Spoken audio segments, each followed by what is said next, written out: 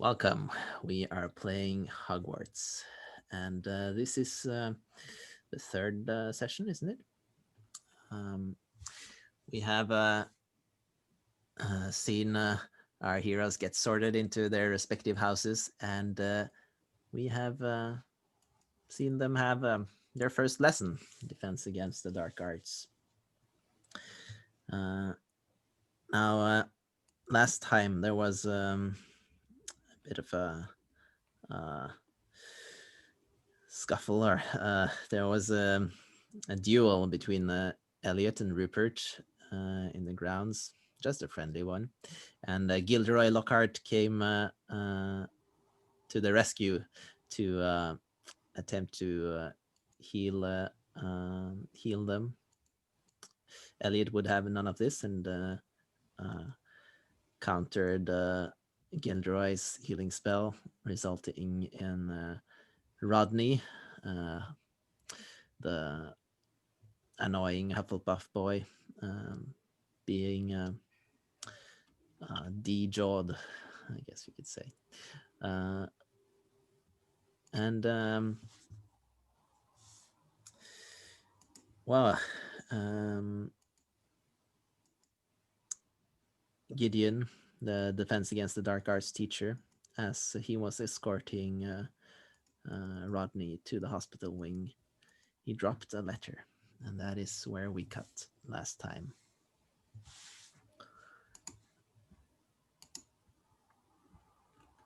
So I'll just ask you where you want to pick up. You can um, we'll do rounds, and uh, we'll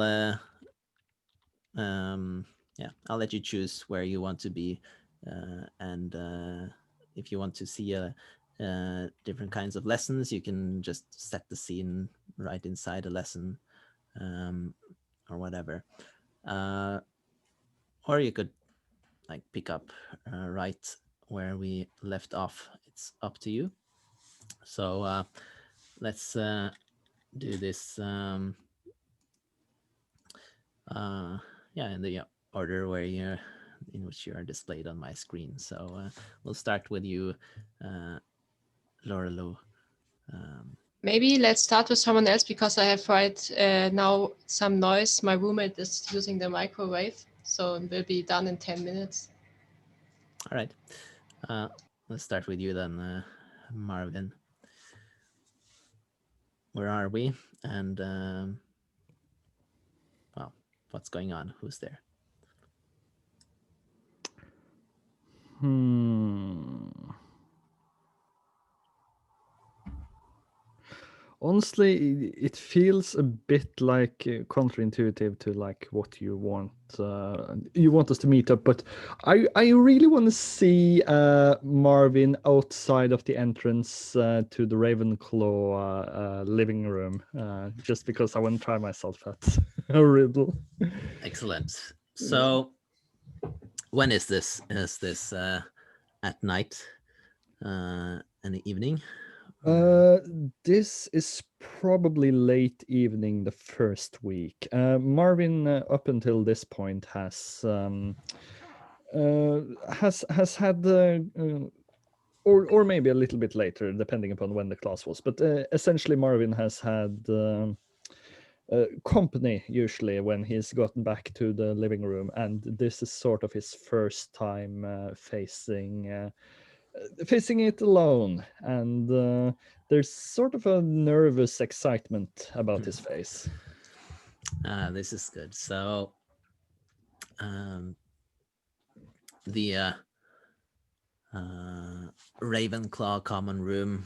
Of course, the entrance to the Ravenclaw common room is on the west side of Hogwarts, at the top of a spiral staircase, and there's a door there, sort of bluish door, dark blue door with a knocker in the shape of a raven, and as you approach it, the raven speaks. and you must answer the riddle in order to get in. Love is just a word, yet love is most certainly not a word. How can both be true at the same time?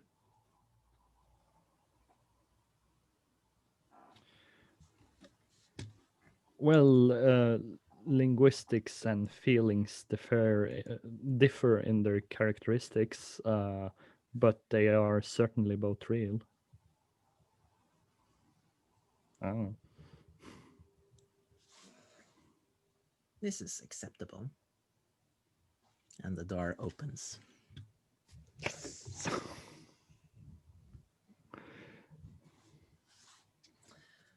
Inside, you see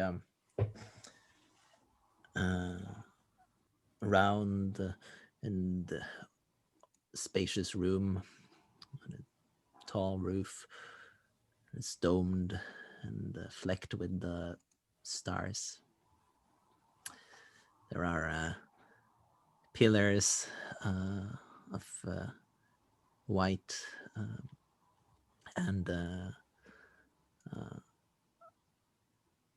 blue drapes. It's a room that is suitable for thinking. The air is clear and it's quite quiet. You see a couple of older students sitting at a table playing a kind of game. Looks like it's a card game of sorts.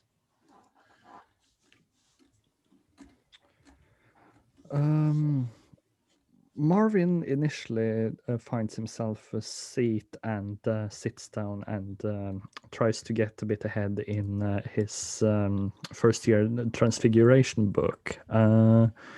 But the game draws his eyes, and he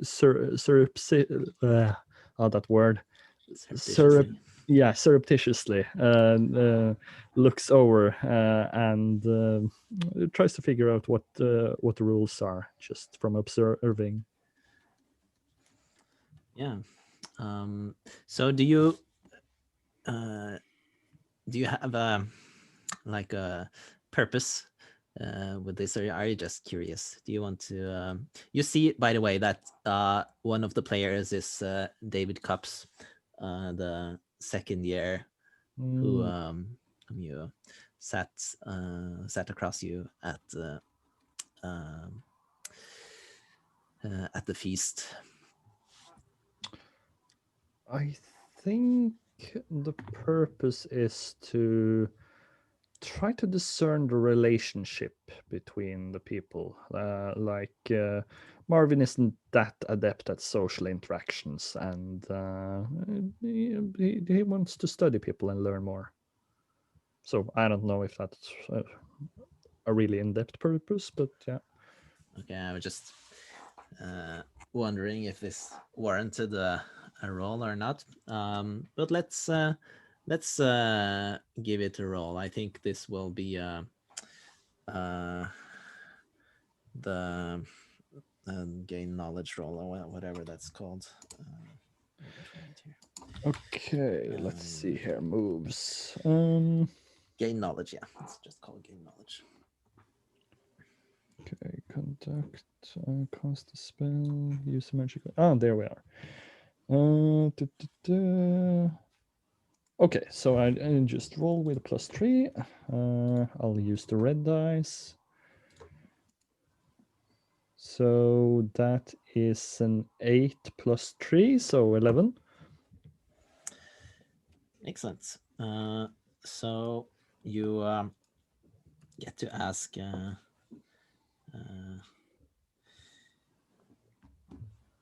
get to ask one of the questions.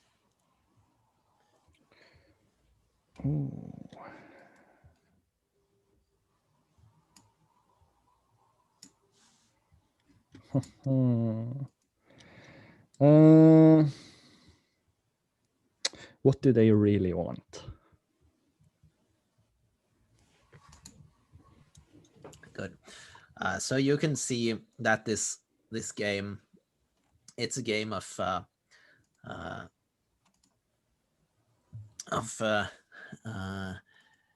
making well, it's a dueling game, really. You the cards represent different kinds of spells, and it's much like much like the real world game of Magic, of course. And you can see, except that the cards, when you play them, they animate and they shoot sparks and different kinds of spells at a little wooden mannequin that stands behind the opponent's deck. Oh, that's so cool. And you can see that it's well, it looks really fun, but they are very it's a very intense game, and David is looking his entire face is just one single knot of intense focus, and whereas his opponent is more relaxed. His opponent is an older student. He's you can actually recognize him. He's the prefect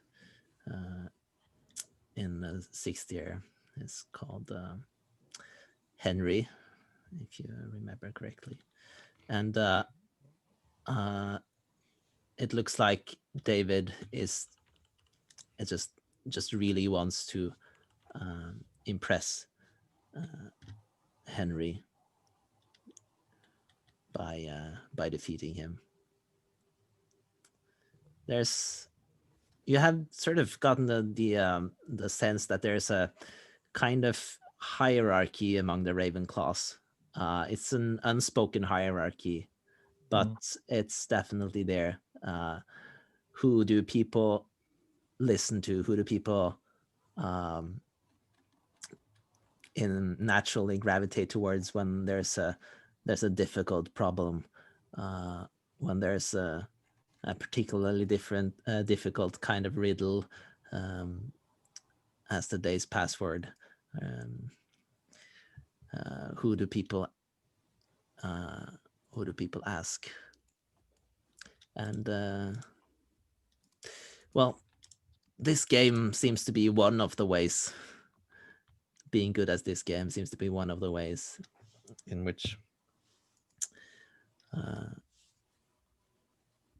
a Ravenclaw can assert their mental acuity. Marvin makes a note of seeing if he can order some cards. Excellent. Let's cut there and we go to Elliot. Where is your scene, and also who is there with you, if anyone? Okay, so Elliot faces a challenge within Gryffindor. The problem with Gryffindor is that Gryffindors like to hang out with each other in their various rooms, and they also have their dormitories, I think is the right word, arranged in a certain way. So like a star, all close to each other. I just want to link this here to illustrate what Elliot has to deal with. And this is very challenging for him, but he is also he's already working on some solutions. So in the first night, there was one empty bed. He on his level, on the tower level that he's has been assigned a bed. He managed to get the bed across the door, so nobody can really pass next to his bed without him noticing or without coming for that bed. And So and then there was an empty bed in the first night, because there was the number of students didn't really divide by 5, and somehow within the night this one bed was badly damaged.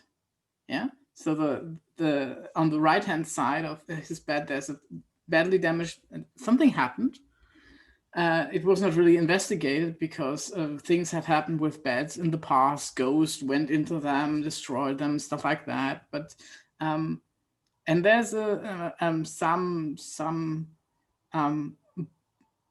boy whose name Elliot doesn't even remember, is in the other bed on the left side, and things have been happening, spooky things in the night, like. Yeah. So this boy next to him has already talked about being assigned a different dormitory because this one is so spooky.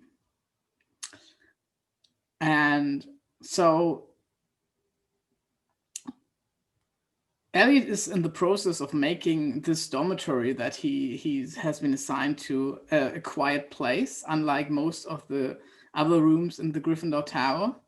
And so the scene is most likely him sitting on his bed while the other Gryffindors hang out with each other in some cozy room with a fire burning and talking to each other. And he's just sitting on his bed, and probably together with his loyal companion, Sourfang,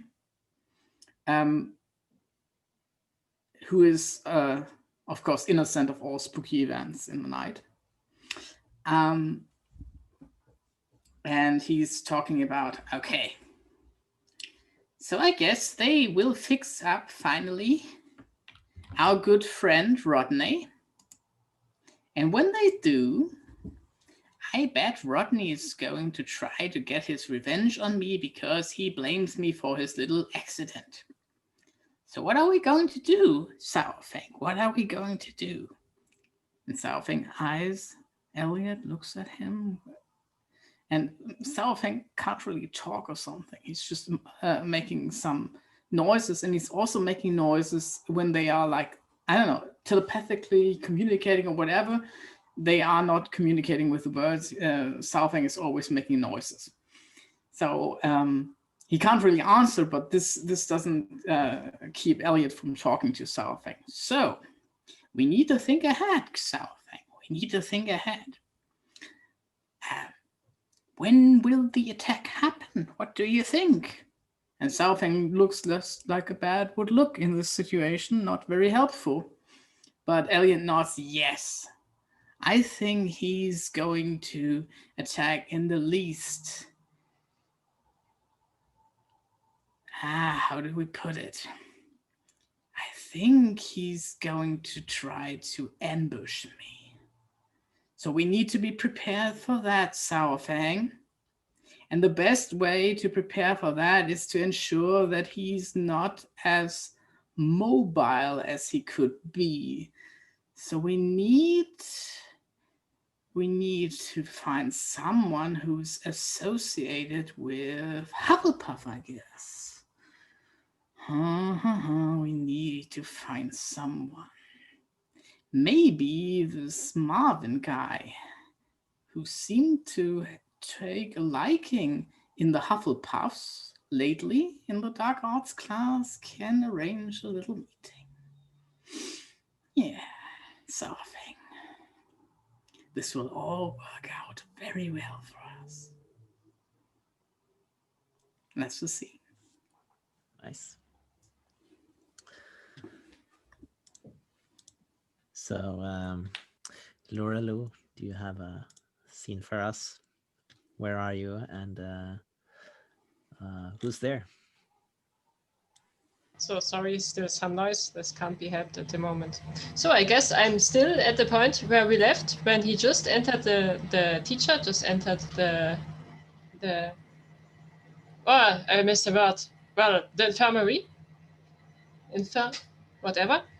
And drop this letter, and I have this letter, and I will just get a quick glances if anybody is watching me, and if not, I will read this letter. Yeah, it looks like you're safe for the moment. There's no one in the corridor. You open the letter, and there doesn't seem to be anything on it. It looks like a blank page.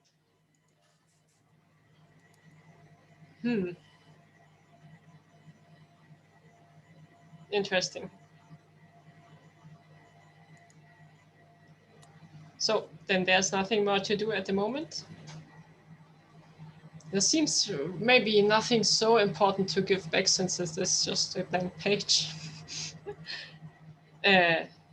Yeah, so I don't know if you have another lesson. Otherwise, I would just go back to the room. Well, as you stand there and then as you sort of tuck the letter away a little bit disappointedly, maybe, you see Gideon, the teacher, come out of the hospital wing again, and he is talking to what's her name again?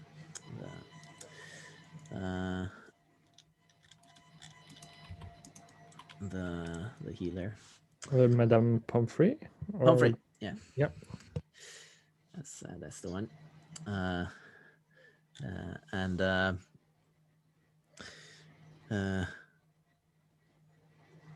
well, as he heads out and passes you, he just glances towards you and say, hi there." And he walks along, and he starts to sort of pat himself, look for something he has dropped, maybe.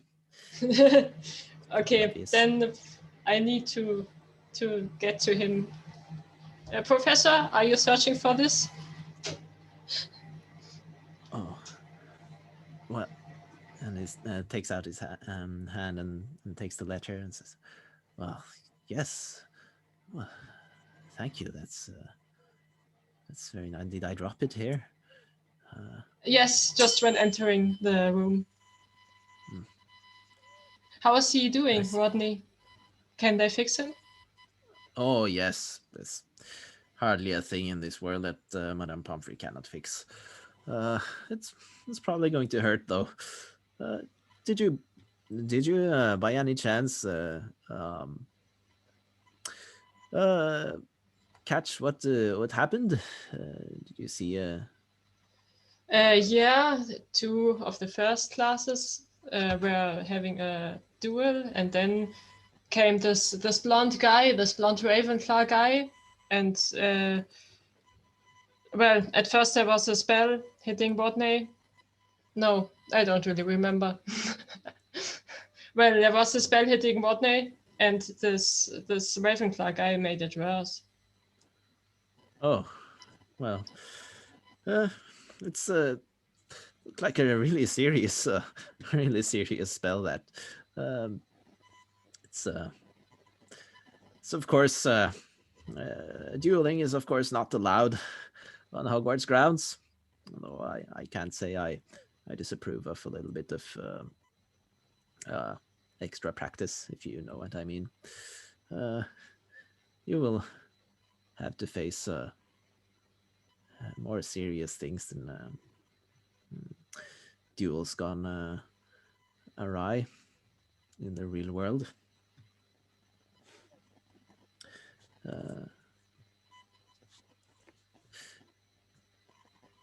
So you are you do you have any relatives among the in the wizarding world? Yeah, my father, Raphael Leclerc, a wand maker from France. I don't know if you have heard of him. Oh. No, I've always wanted to go to France. but my one is from Ollivanders, like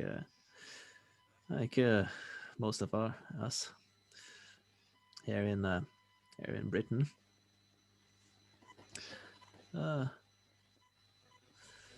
Well, I guess better get going.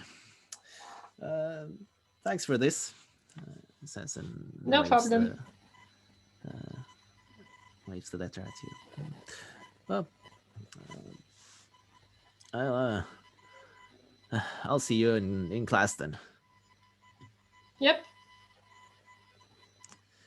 And he walks off. Let's cut there and take a short break. I'm severely disappointed by your lack of adventuring sense. I'm sorry. No, it's fine. You're playing your character. It's just. It's Come on! Invisible ink! Oh. An 11-year-old girl who doesn't know anything about the magical world. Well, this is certainly a twist. Let's see each other in 5 or so.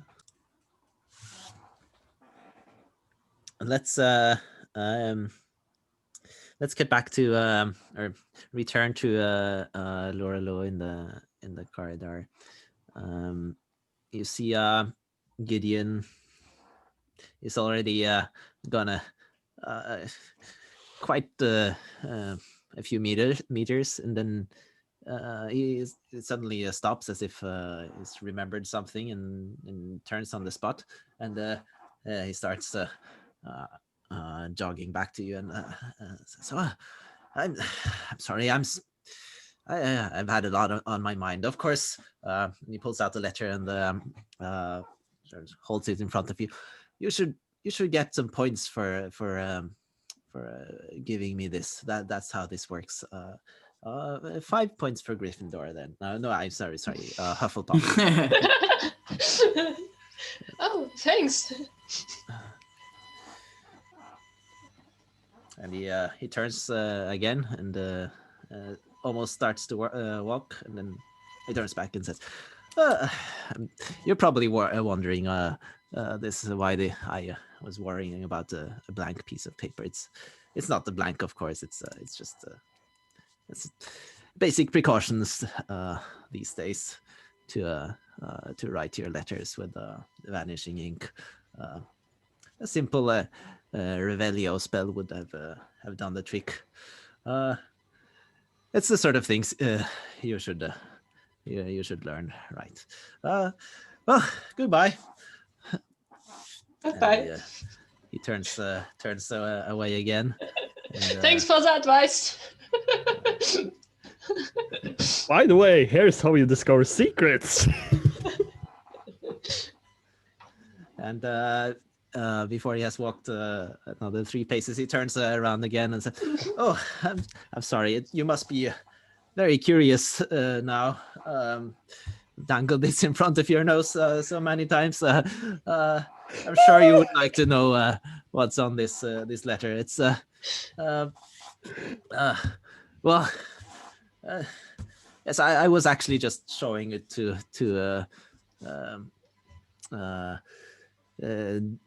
that poor Slytherin girl.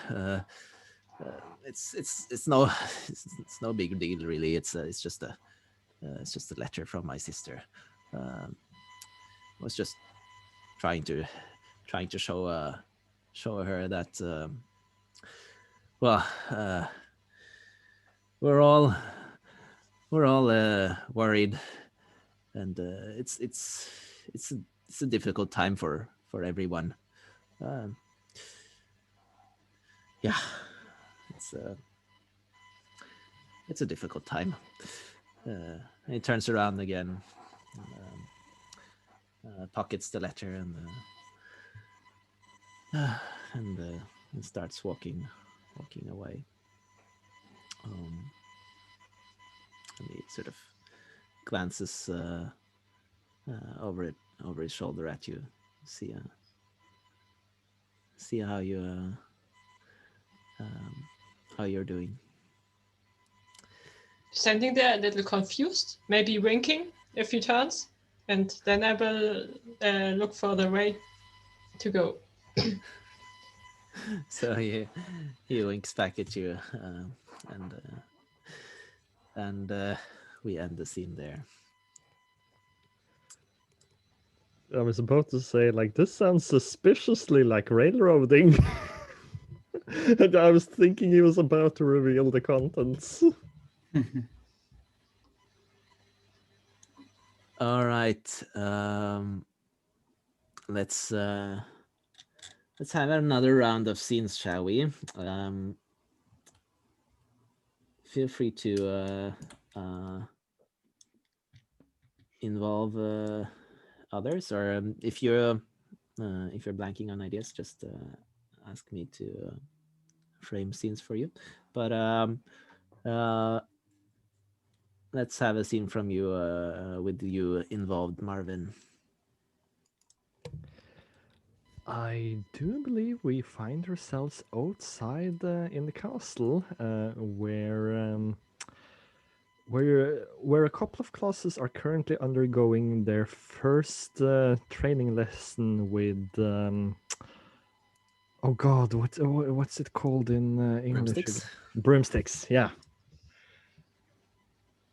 And yeah, I don't know. Ravenclaw and Hufflepuff maybe go together the first year. I would assume, since Gryffindor and Slytherin had it together. Yeah, well, we assume it rotates, but so it's up to us. But let's have a Hufflepuff be there as well. So Lourelou, you're there as well. What time do we have? This is it's probably early in the morning, and you're all there with your with the broomsticks that you have been lent from your school, and you're about to learn how to fly. Is it still the first week, or had some days already passed? I assume some days have passed now. This is probably the second week, something like that. We'll keep that loose for now until we there's a need to define it. So Is Rodney already back? Yes, Rodney is back. Let's say Rodney is back. But Rodney is hasn't really been the same ever since his jaw got removed. He well, his round face is now less round. It's got a large like double chin that sticks out, and he's very proud of it. He thinks it looks very masculine. Oh boy! As a matter of fact, it probably just looks quite weird. It looks like sort of looks like an ice cream cone with way too much ice cream on it.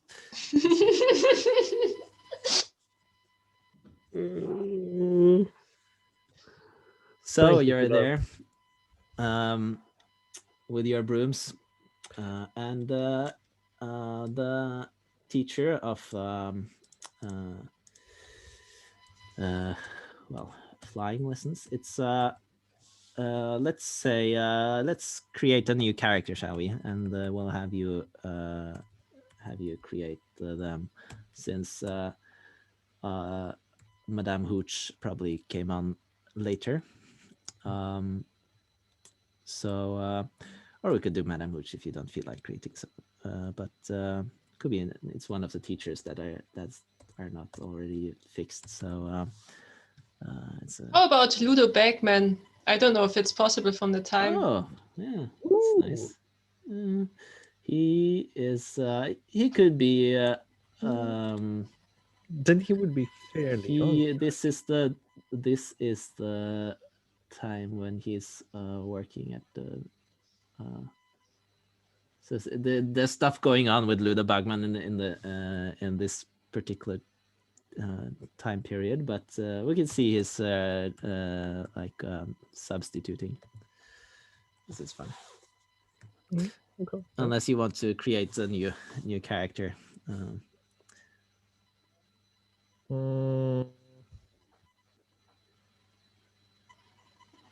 Well, let's have Blue the Bagman. Yeah, okay. It's interesting. It's another connection to the stuff that's going on outside. Okay. Currently, like Marvin is as excited as pretty much anyone the camera has ever seen him. He's practically jumping up and down because flying is sort of his lifelong dream. So yeah. He's really struggling to contain himself. And we see the courtyard. It's filled up with the students, all who have. You've gotten instructions from beforehand by letter, or from your heads of house, I think, who has told you where to get hold of the broomsticks, and told you that you should await outside in the courtyard. Because your teacher is not there yet, to put it that way. So you're standing there, and it's you're really excited, probably most of you, because it's flying, right? Lourelou, how are you feeling? You're probably not that familiar with flying on brooms and Quidditch and things like that. So I turn to Marvin. Everyone talks about flying, but I just see brooms lying on the floor. I don't get it. Well, you see, my parents never actually let me use one, but apparently you ride the broom, and I've seen it a lot. It's incredible. People just zoom through the air, and there's a sport, and I just hope it feels as wonderful as as I imagine in my dreams. We're flying on these brooms in the air. Yes, you stick it between your legs, you know? Can you show me? Well, I think maybe we should wait for the teacher. Okay. But then he sort of changes his mind. Like it's you see, like, but it can't hurt. And he sort of, instead of like saying up or something like you normally would, he just sort of grabs it and sits on it.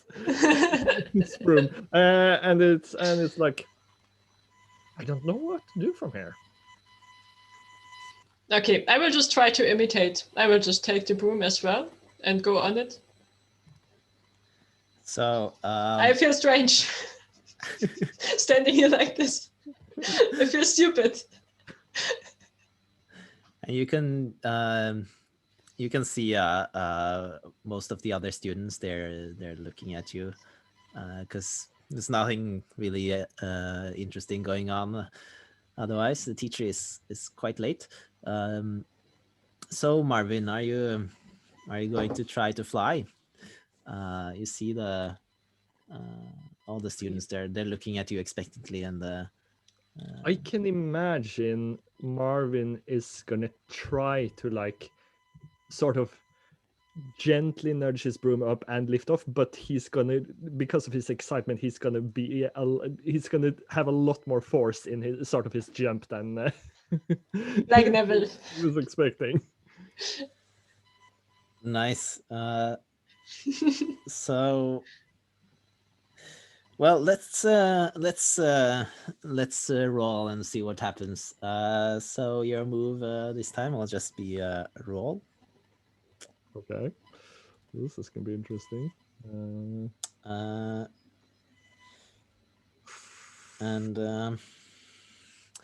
Well, do I have anything to add to that? I guess this could be magic, or it could be bravery.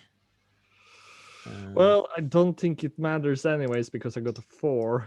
So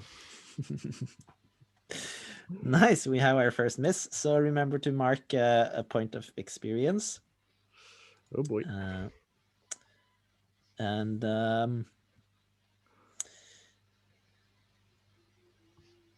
well, you certainly achieved something. Your broom responds to your sudden tug with a kind of jerk, and you are just thrown up in the air and take a couple of somersaults before you land right on your back, and the air is knocked out of you. And Marvin, this was impressive, but how are you doing? Breathe. That was incredible. I will help you up and see if you can stand. I never considered that such a tiny amount of force would produce such lift. It's astonishing. And I wonder if I can do it again. at that moment, you hear a loud and kind of cocky voice. Well, I see we have our first casualty of the day. Well, flying brooms can be a dangerous affair, and it's not for the faint of heart. Let's see if anyone else has gotten slightly more talent than this guy here. You can see Bagman swaggers into the courtyard. And though he doesn't show it a lot, you see Marvin sort of get a little bit smaller. He definitely felt the blow from that one. Yep. Is this enough, do you think, to have Marvin be embarrassed? You know what? I think it is actually. Yeah. He's a bit sensitive, so yeah. Do I notice? I don't know. Maybe not. Maybe I'm too excited to look at the teacher. That's up to you, I guess.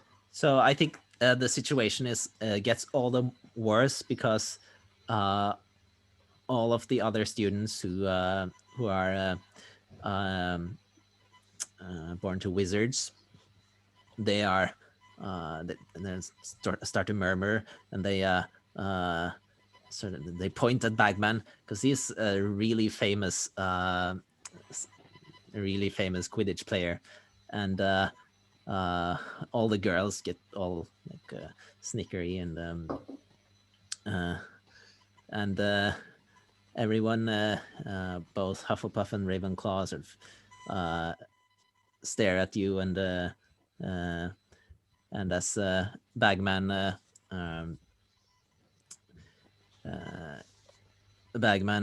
starts to instruct, he just keeps referencing you. So when he says, well, now everyone, take a hold of your brooms, step over them, and just try to remember, don't do Marvin. And everyone laughs, except maybe Marvin. And I don't know. Oh, come on, it was his first day. Oh well. It's we're just having a bit of fun. Yeah, that's It's not fun. fine. We're just trying for the first time. It's not nice. Oh, it's we're it's a part of sports to sportsmanship to be able to take a hit like that, and well, we're supposed to be competitive, you know. If you may mess up, then that's on you, and well, you have to expect to get made a little bit of fun of. It's all good natured, of course. Yes. Good. Now, Um, let's all remember not to do a Marvin, and we will take off. When he sort of turns around, like before we start taking off, Marvin just leans over and whispers, like it's sort of in a semi broken voice, like, "Thank you." You're welcome.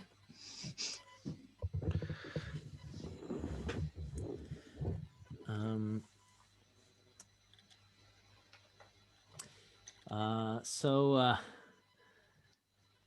do you want to see yeah, I think that's I think we'll cut there. And if any of you have a talent for flying, we'll find out at a later time. It's you know, Quidditch tryouts is later this year, but it is quite unusual for first years to get on the team. But you can, if you have an interest, you can can do that. Well, I don't know about talent, but I know someone who's going to work really, really hard. Yeah. All right, let's have a scene, another scene from you, Elliot. Where are we, and who's there?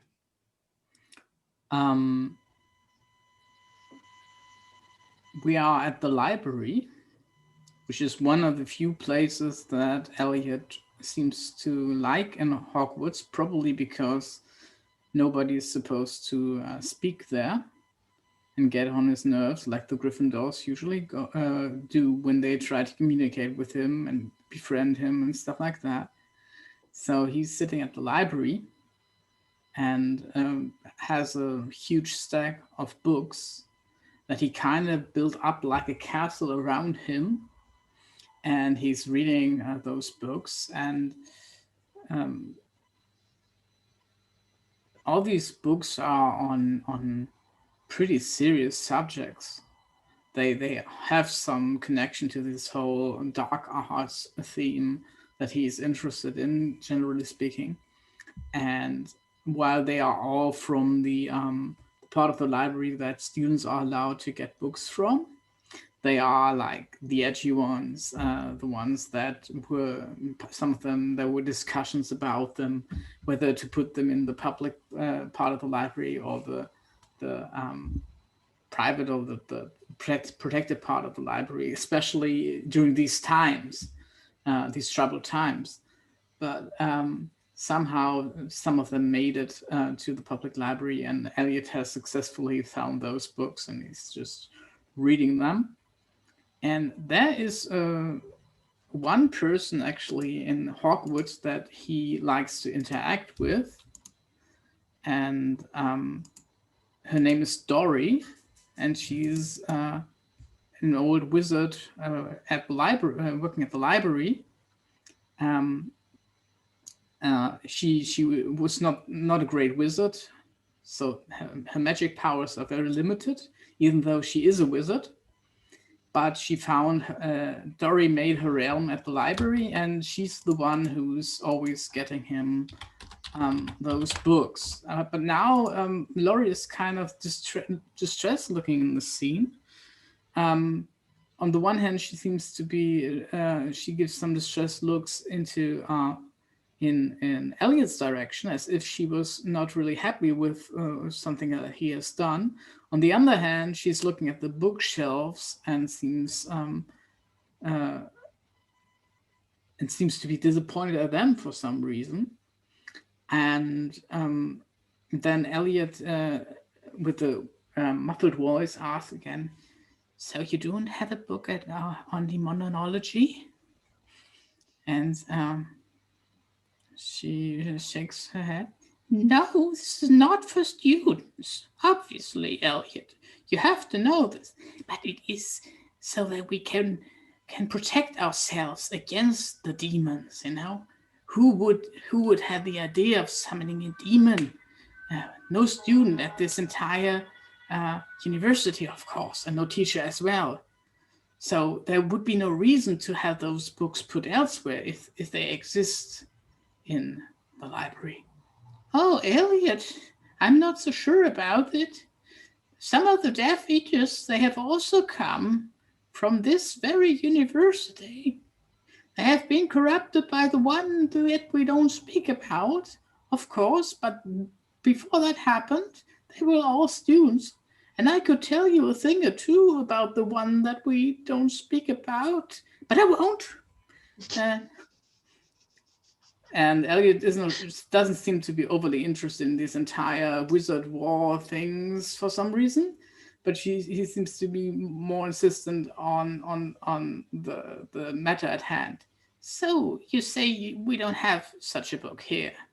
Do you think you could find out for me if there is a book like that in the library? You obviously can't bring it to me because I'm just a student and I'm not supposed to look at that book, but I would be interested to know if someone with access to those books would be able to learn about demonology and probably be able to attack the university from within. So we need to make sure that we are all protected from such an attack. And this is why I need this information. Oh, I understand. Elliot, I really hear your -2 to cunning. It's so obvious. We can do rolls. That's no problem. Yes, I think this right here warrants a roll. So this is get what you seek. Mm-hmm. And I think you should roll with cunning, yes. All right. Unless you're going to tell us that Elliot was really honest this time. Yeah, really honest.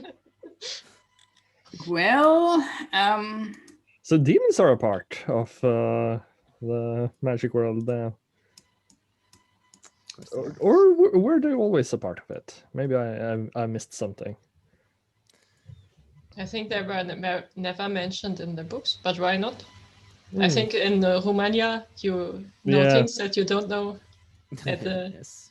Hogwarts later. Definitely. I mean, all the other evil creatures seem to exist, like gargoyles and whatnot, and werewolves, and So it's a safe assumption. Okay, so I'm going to roll these dice here. Okay. Maybe you should ask her about splitting your soul while you're at it. Let's see. This will be a roll. Just in the second week of this class.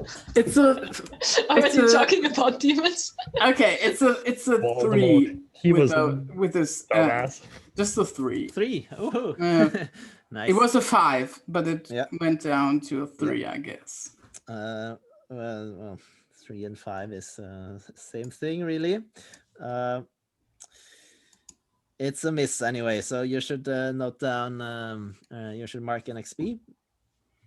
And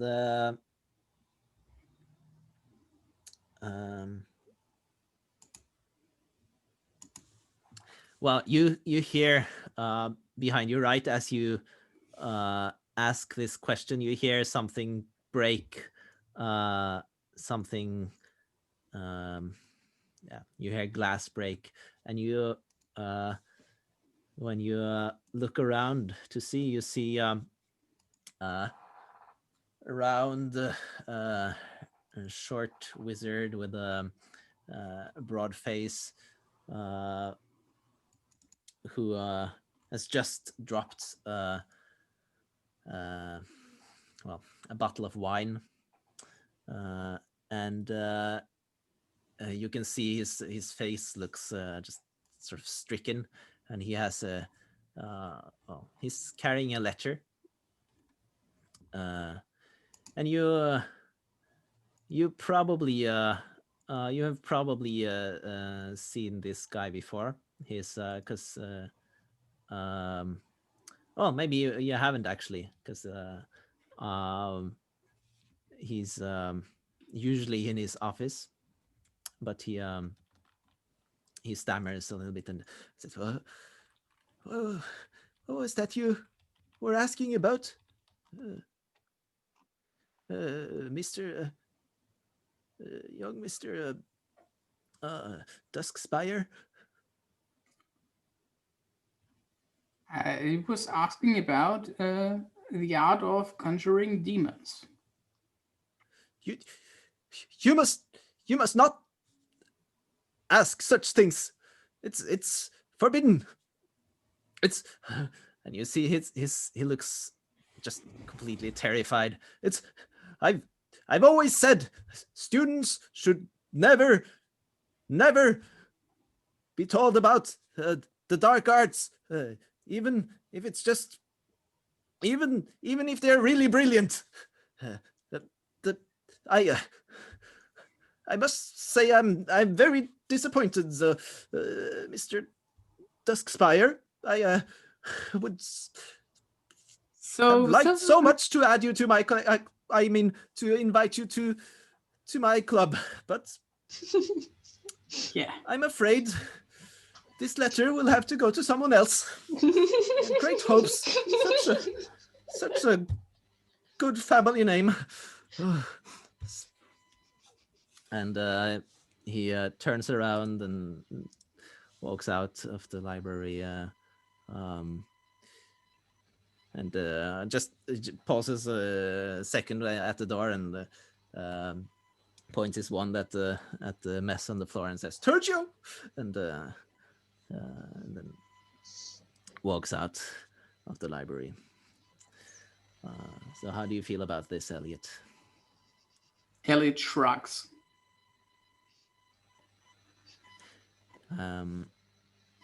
That's his entire reaction to this. That's good.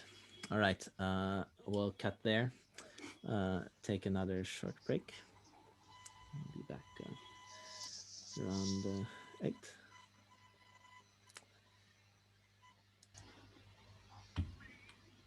Okay, so in case there was any doubt, that was Slughorn. Slughorn is the head of Slytherin House these days. He's also the potions teacher. So look there. Oh, cats. What you gonna do? Where were we? Elliot had the last scene, right? So Lourelou's turn. I think we'll just keep going like this until there's something major that happens.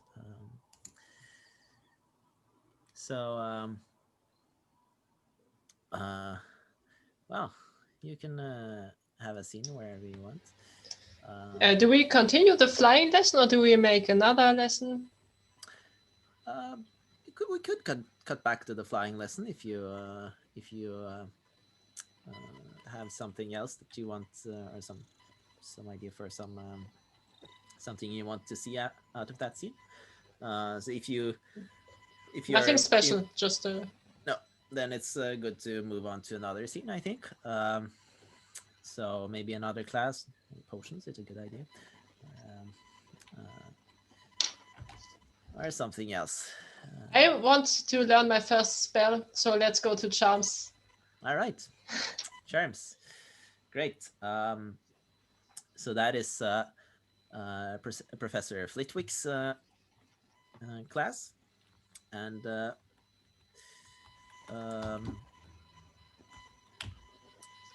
it let's make it a double class. So you are with either Ravenclaw or Gryffindor, so we can have more of you in the scene. So we just had Lourelou and Marvin, but well, they're maybe we should see some more of their friendship, unless you want to join in here, Elliot. Not sure. Not really a reason to. No. So let's go for double charms with Ravenclaw and Hufflepuff then. And your this is well, this is probably not your first class with the Flitwick, but it's a large and sort of effectively laid out classroom, and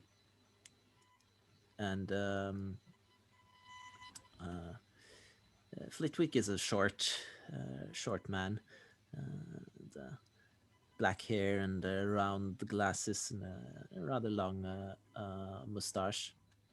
He waves his wand about as you are about to sit down, and he all of your chairs straighten, and he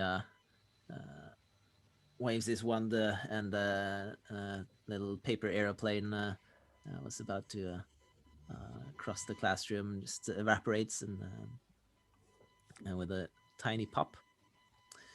And he says, "Well, welcome to today's lesson. So we will continue with the levitation charms today. This is basic magic. It's a very useful spell to learn. Now, charms is a complicated subject, but it's best to learn by doing. It's not enough to know the word of a spell. You have to know the gesture with a wand, and you have to have the right kind of intention. Magic is just as much mental as it is about physical emotions and locutions of the tongue. So, the word, this magic word, the spell is Wingardium Leviosa. And, well, it accompanies a little swish and a flick of the wrist. Let's have you start with this these feathers here, and watch as I demonstrate. Wingardium Leviosa, and all of the 40 or so feathers fly through the air, and one of them lands in front of each of the students. Marvin and Lourelou, you have found each other, I presume. I assume so. Marvin, at least, probably has been a little bit clingy after Lourelou defended him. Sort of like almost feels like she's kind of a mother hen or something. Like she kept me safe from the bad. But this lesson he knows, and he's eager to show that he is competent at something, and this is one of his spells. So as soon as they get their feathers, he sort of nods to himself, and with a swish and a flick, he says, "Wingardium Leviosa," and I assume the feather rises. Unless, yes, please. Yes, you can describe exactly what you make it do. This is you in your element right now.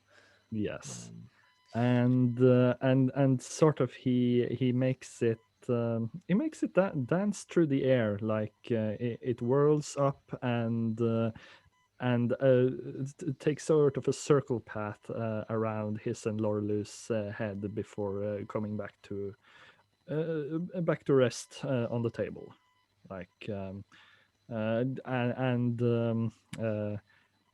he says to Lourelou, I'm a bit ahead here, so if you want to ask me something, I think I should be able to help you. I will just try. What was the word again? Wingardium Leviosa. Wingardium Leviosa. Yes, and be careful about the movement, and also remember to focus on what you want the feather to do. So, I will just try. Feels a bit strange because it's the first time I'm actually trying to cast a spell. Wingardium Leviosa! So, at this point, Flitwick has actually stopped behind or in front of your desk, and he was because he was he saw the way your feather flew, Marvin, and he watches with interest as you cast your spell, Lourelou. So I think you could give us a roll for this. Let's call this cast a spell. Well, wait, you don't know this spell, so so let's just cast. Well, sure. Let's do cast a spell anyway. So I shall roll. So let's see if I. You should roll plus magic. Yes. So I haven't tried yet. I make 2d. No. Yeah, so you could either make your own dice or just use the dice that are there. You can see there's a pair of red dice and a pair of green dice, right? Can you see those? That's yeah. Yep. So the easiest way is probably just to click once on either of I have mine. Good. So just select those by clicking once on them, and then click the green button. Reroll. Okay. Damn! Well, still nice. Nice. So what's your magic stat?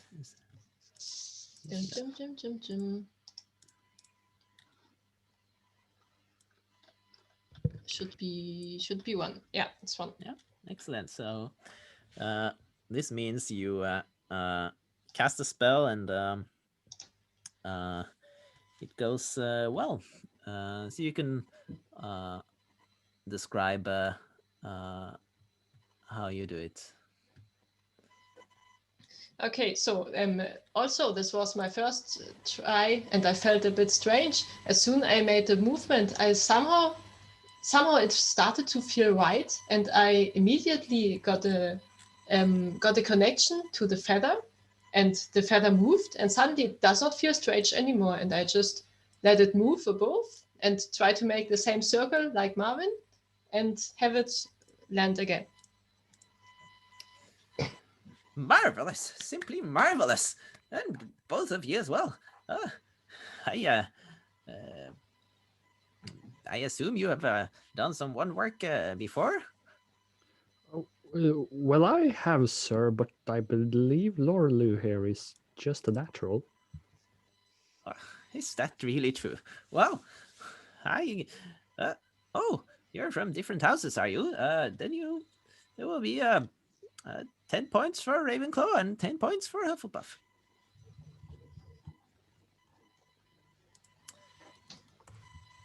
Glowing eyes.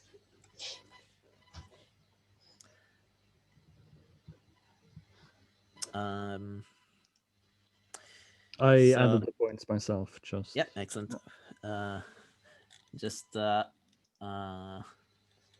forgot to talk about that earlier, but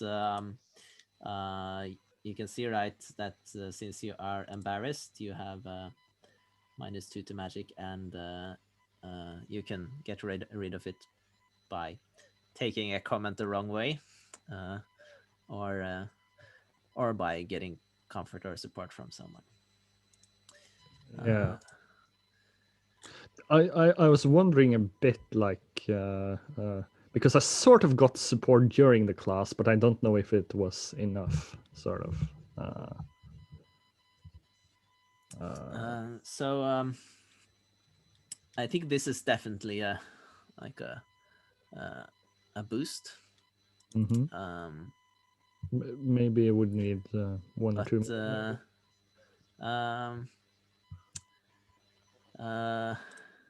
So you could it depends on how you want to play it. So we could say this is enough, but we could also, if you're like, it was pretty bad, I felt. Yeah, I think this helps to like reassert us a little bit of like Marvin's confidence, but it's still not enough because like flying is a real passion. So it's not the same as making things fly. So it would be nice to have a scene to resolve that condition, I think. Yeah. Good. Well,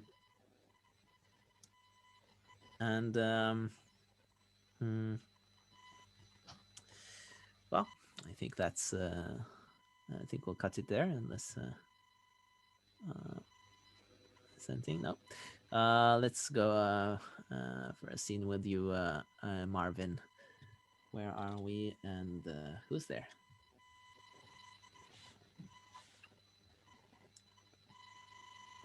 Marvin? Yes, Marvin. Yeah. I think we might be in the Great Hall. This might be during, I would say, maybe lunchtime, 1 or 2 days after the incident with the brooms, and the sort of the news have spread a little bit, and Marvin is sort of sitting quietly eating, and it seems like he might have been bumped pretty low down on the hierarchy of Ravenclaw. Yeah, let's take it from there. So yeah, so you're Duncan, the second year. He is you know, he used to talk to you, but now he doesn't talk to you anymore, and you can sort of hear him and his buddies, some of the he hangs out with some third years and even some fourth years. He seems to be pretty high up for his age, and he the conversation seems to turn to transfiguration, and some of the fourth years brag about or talk about transfiguring, talk about self-transfiguration, and some of the more advanced forms of transfiguration. And say, oh, that's NEWT level, isn't it? Or even higher. It's really hard to transfigure yourself. Well, you might, unless you want to become an animagus. That's sort of the lower levels of transfiguration, isn't it? And he casts a look in your direction and says, I think Marvin here is wants to do that. It's I know it's quite a painful process, but I guess you're all ready to do it, aren't you? Aren't you, Marvin? If it lets me dream, I yes.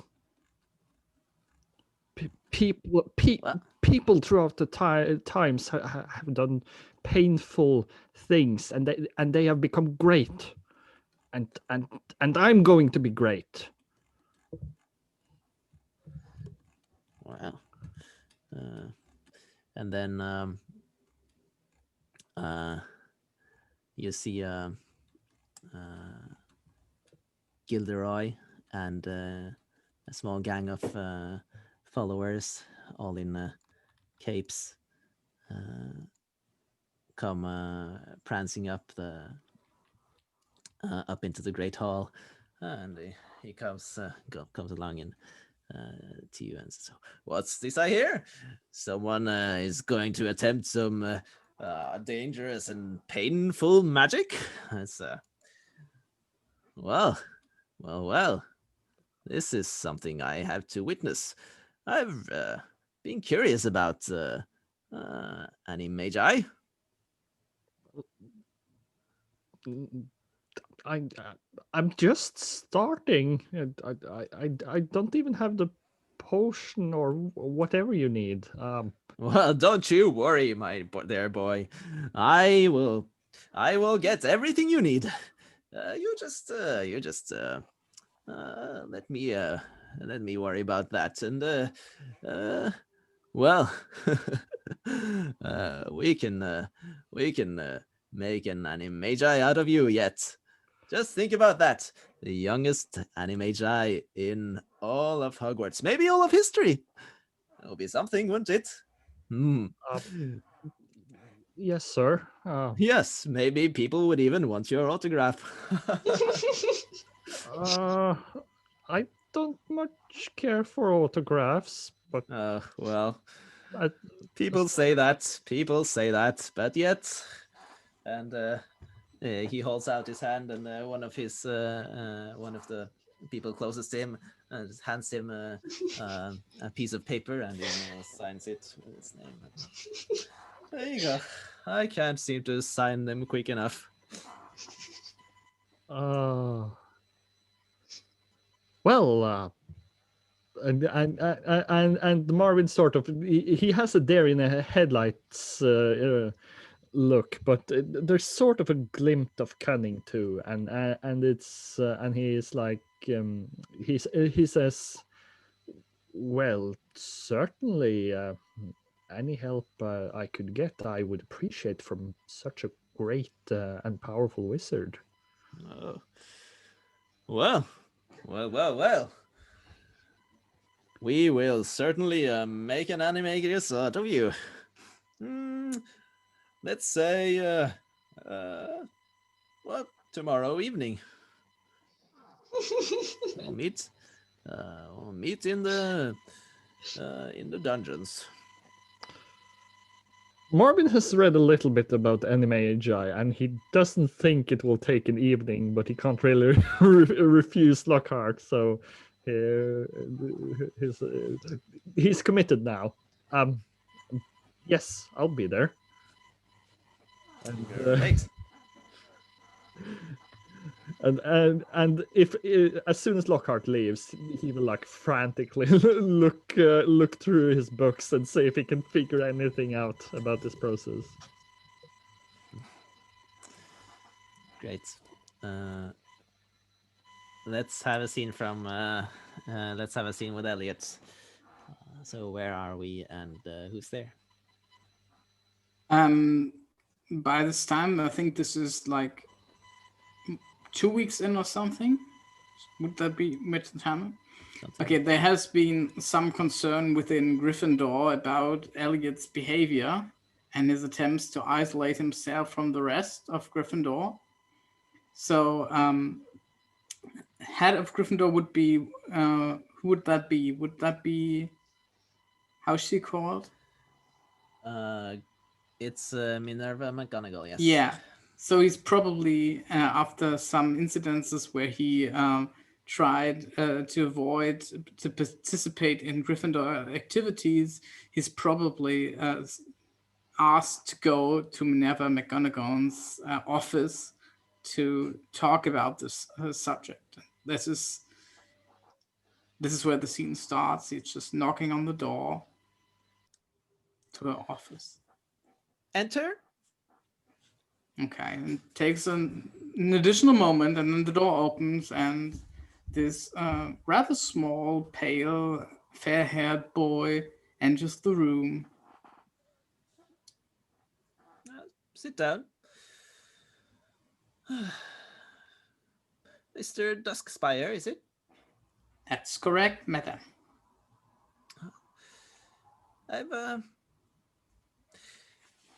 I've heard some rumors about you. It's some of the teachers seem to think you are taking a little bit too much of an interest in the dark arts. What do you say to this? My favorite subject here in Hogwarts is defense against the dark arts, which involves naturally looking at some of the subjects that involve the dark arts. One wouldn't be possible without the other. This is true. Nevertheless, I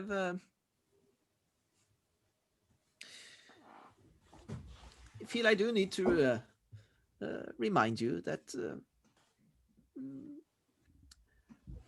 the restricted section in the library is restricted for a reason. And some of those books that you were looking for, they are better left unread. Oh, so they do exist in the restricted section of the library. I mean, this is important. It is important because it means that if they are unique, and some of the older books, as we both know, are unique. Mr. Duskspire, I have just told you that you have been taking too much, paying too much attention to the dark arts. Yes, that's what you did. Yes, you would do well to listen. I heard it. I was not talking about the dark arts, I was talking about those books. And that we need to protect them so that the Death Eaters and their kind are not able to obtain them. The books are very well protected where they are. Thank you. That's all on that subject. I understand. On another note, I've heard some. Well, I've heard that you have not really made any friends in Gryffindor.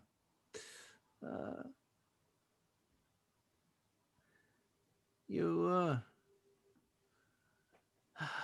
aren't settling in. You haven't settled in well. Then, is there something you would like to talk about? Maybe besides the dark arts. I'm not sure, but I talked to my brother, and he's also not sure. And I talked to some other people, and I think that there was a mistake with the hat, you know. And I also have a theory how this was caused. Well, and McGonagall seems to sort of warm up a little bit. And,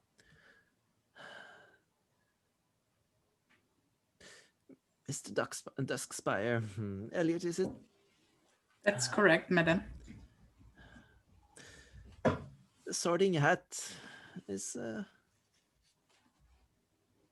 generally has a good sense of people. But that doesn't mean that things are black and white.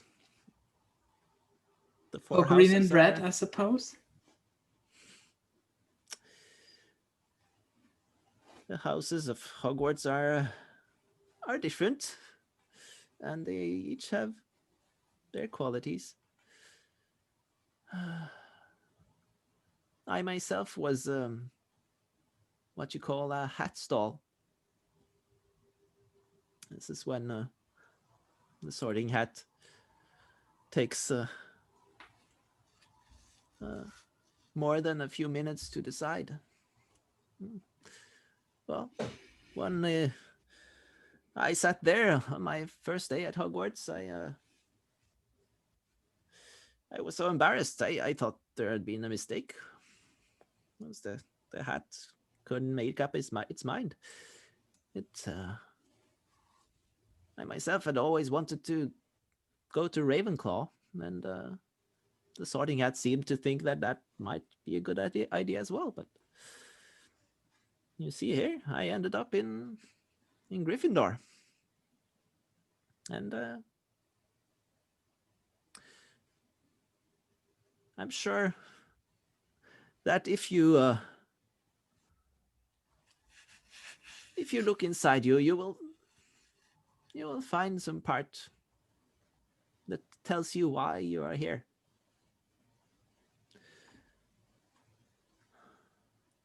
I understand, madam. Now, you can always come and talk to me, you know. Elliot nods. I'm never far away. Elliot nods again.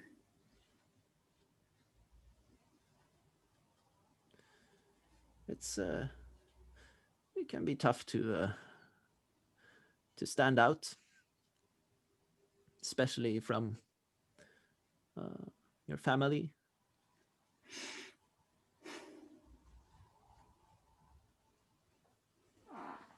That's true.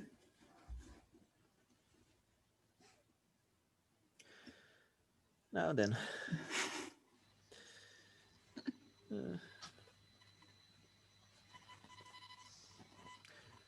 please just stay away from the dark arts, okay?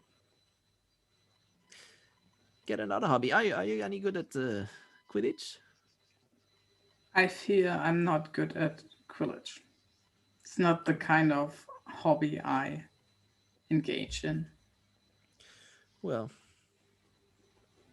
there are certainly other hobbies. Such as reading books. Reading books, yes. But there are plenty of books Plenty of read. books, yes. That are not in the restricted section. That's true, yeah. Sounds good.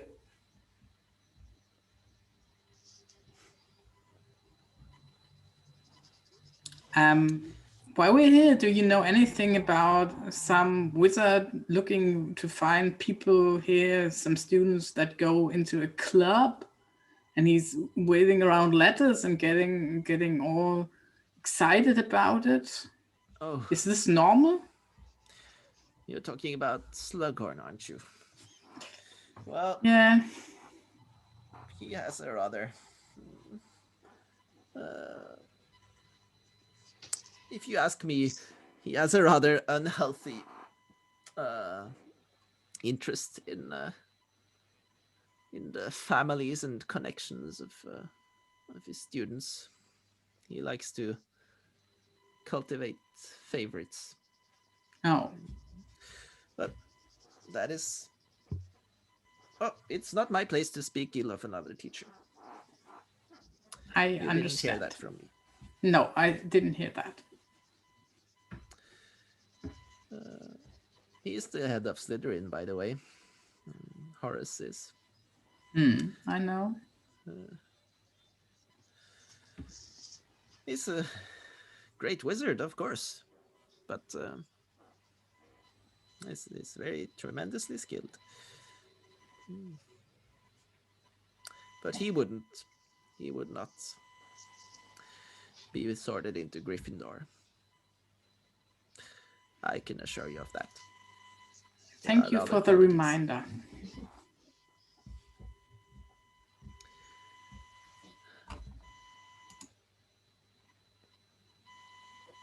I am glad to have you in my house, Elliot.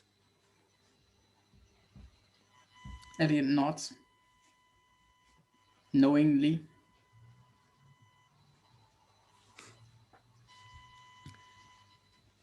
And it's clear from McGonagall's posture and expression that you are free to go.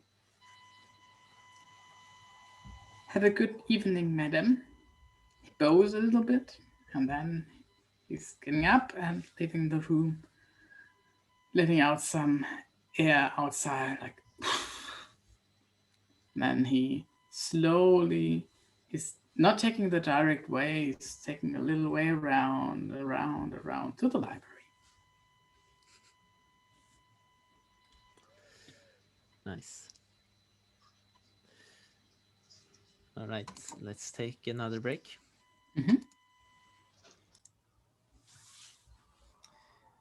So we're back to you, Lourelou.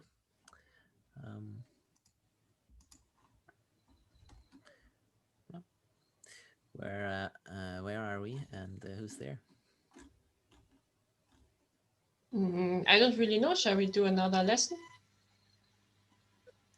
You do another lesson, or you could see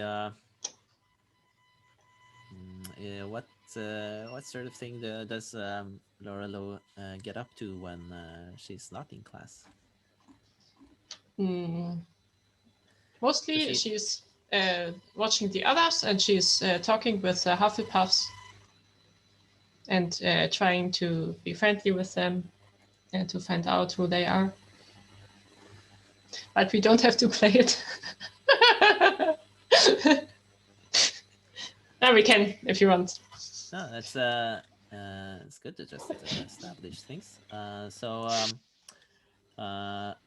You are probably also you're making friends with everyone. Then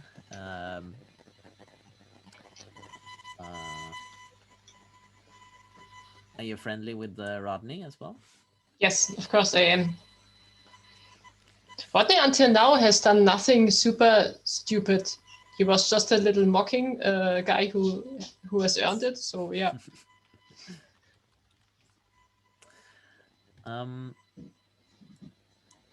So I think unless there's a specific lesson or something you want to see, we'll just have you at some moment you are alone,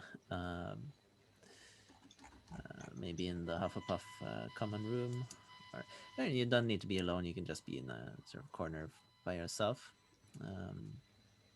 and I know where I'm alone, because I still have this problem with the food, that sometimes I just get sick when eating, so I can't eat when the others eat. And so sometimes late in the evening I get hungry. And so I talked with some teacher about it, and they said it's no problem, you can just go to the kitchen, it's right before your room. So sometimes I go in the evening to the kitchen to get some bread. So I'm alone on the way to the kitchen because I'm hungry. Yeah, that is perfect. So you go up to the great still life, the fruits, and you're about to tickle the pear. It opens the painting. When out of the pear appears a round, fat face, smiling up at you. Oh, hello. Hello, Lourelou. Oh, hello, long time not see. Yeah. Well, I've seen you around, but I'm mostly invisible, so I've seen that you've taken to visiting the kitchens on your own. It's something I have some experience with. Uh, so, how are things going? Are you do you still have those problems with your stomach? Yes, unfortunately, I do. I hate this. I wish I could put an end to this because I always have to leave the table and I get sick when the others are just in an interesting conversation and they start to look at me and start to talk because they always see me going out. Yeah. Yes, it's a sad business to be away when the conversation is merry. Uh, but that means we get to talk, doesn't it? I Yeah, wouldn't that's have right. uh, had the pleasure of being introduced if you hadn't gotten sick. Yeah, I guess there's a good side to everything. Yes, even to being a ghost, I can fly and I can move through things and sort of flies in and out of the picture. Uh, well, uh, I'm glad I met you again. Now I've been sort of working up to the courage to talk to you. Uh, you see, I thought I was a little bit rude. You know, last time we spoke, you you asked my name, and it's it's not often that people bother to ask my real name. Now that you People, say it, I wanted to ask you again. uh, yes, I don't I don't usually tell people my name. Uh, I promise to keep it for myself. well, you don't have to. It's okay if you tell your friends. Okay. Uh, but you see, I my name is well, I I'm I've sort of moved away from my name. I'm a bit embarrassed. When, well, there's nothing for it. I'll just have to tell you. I've promised myself I was going to tell you. Uh, my name is Borgiatus Hufflepuff, and he looks sort of embarrassed, turns away slowly. Why are you embarrassed about it? Uh, I well, I thought that would be obvious, seeing as I'm a famous historical person and all that.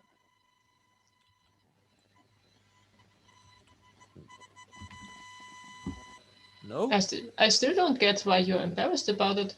Isn't it okay to be a famous historical person and a ghost at the same time?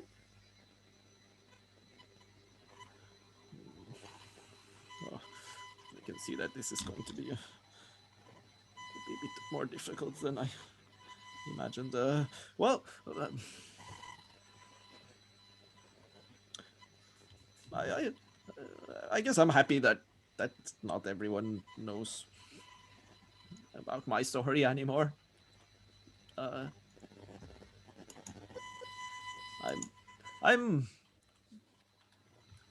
I'm the son of Helga Hufflepuff. You see. I was asking myself if there was a relation because the name is so similar.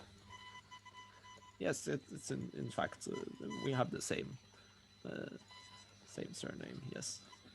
Isn't this I'm something to be proud of? certainly proud to be a Hufflepuff. I'm proud of my mother.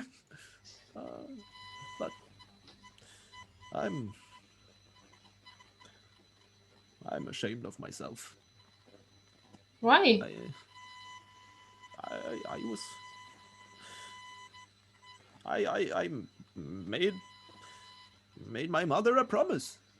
I would look after Orion, my younger brother, when she went away. But I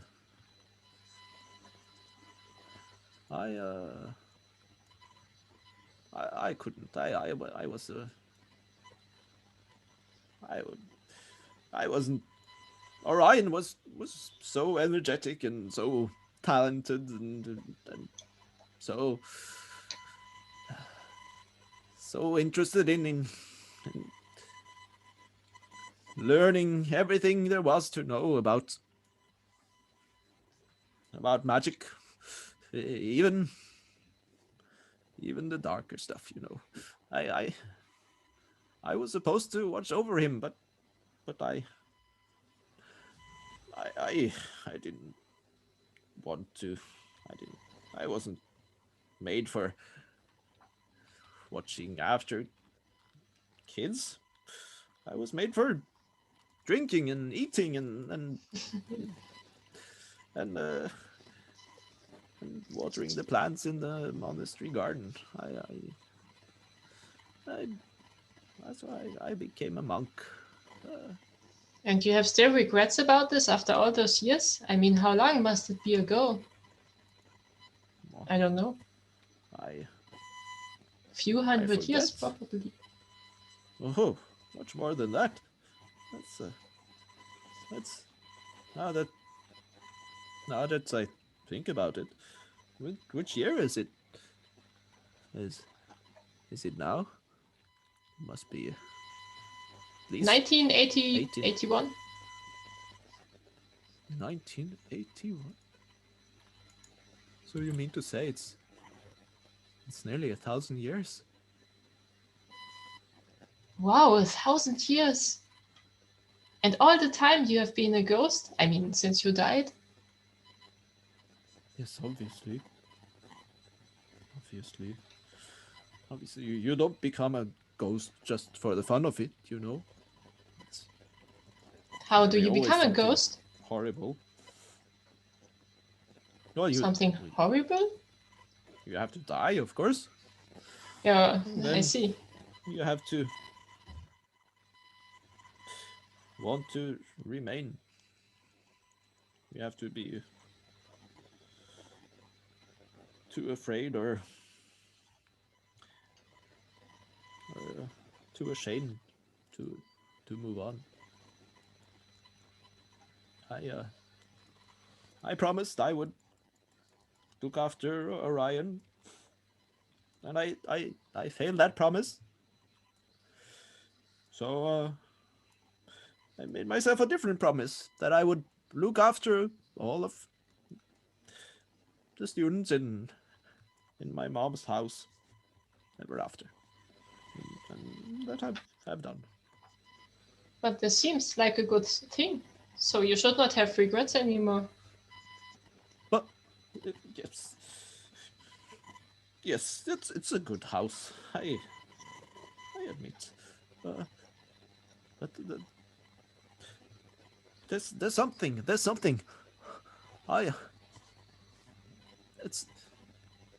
It's nearly 1,000 years. It's nearly time. It's nearly time for the gathering. I have to find someone. I have to choose. What gathering?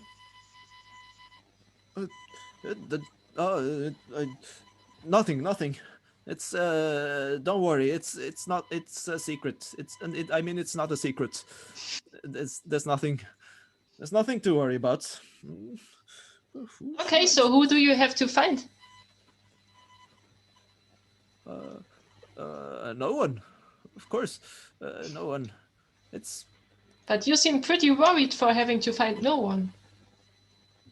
No. Uh, I just have a stomach ache, you know. I think this somehow hurts because she feels it's a lie. And I think he sees you. He sees that. How do you show, or how does it show, if it does show? I think it's pretty written in her face. She just looks at him unbelieving and disappointed.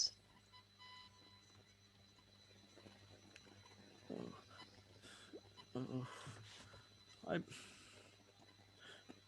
I'm sorry. I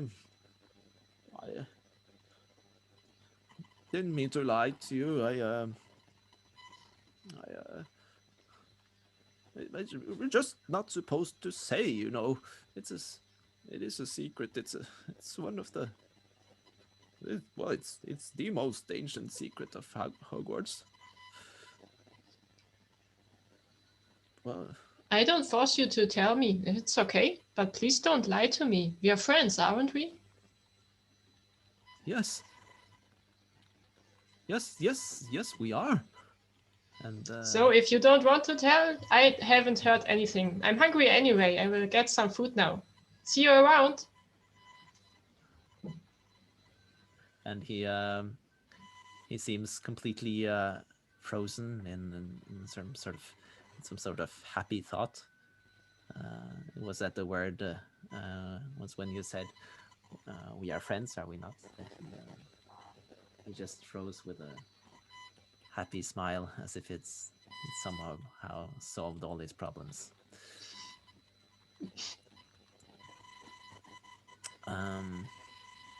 Great. So That's surprisingly sad for a Hufflepuff ghost. oh, he's a ghost. Yeah, true. Oh, cat, please don't drink my tea.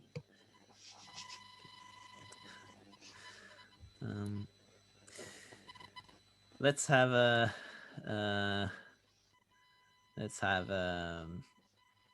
scene from Marvin. Where are we? It might be time to have a scene with Elliot, maybe, and you two together, or someone else, something else if you want. We can do that. I think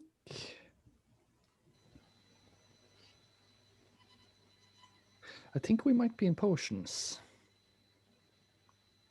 Gryffindor and Ravenclaw in potions together.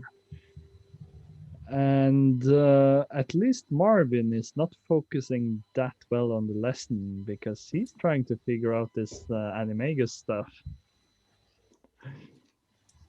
So Nice. yeah. So I think this is your first potions lesson, actually. And perhaps you're not that interested in potions anyway, Marvin? Not super interested, no. He's always been more of a transfiguration and formula kind of guy. So yeah, potions is very much secondary to Marvin.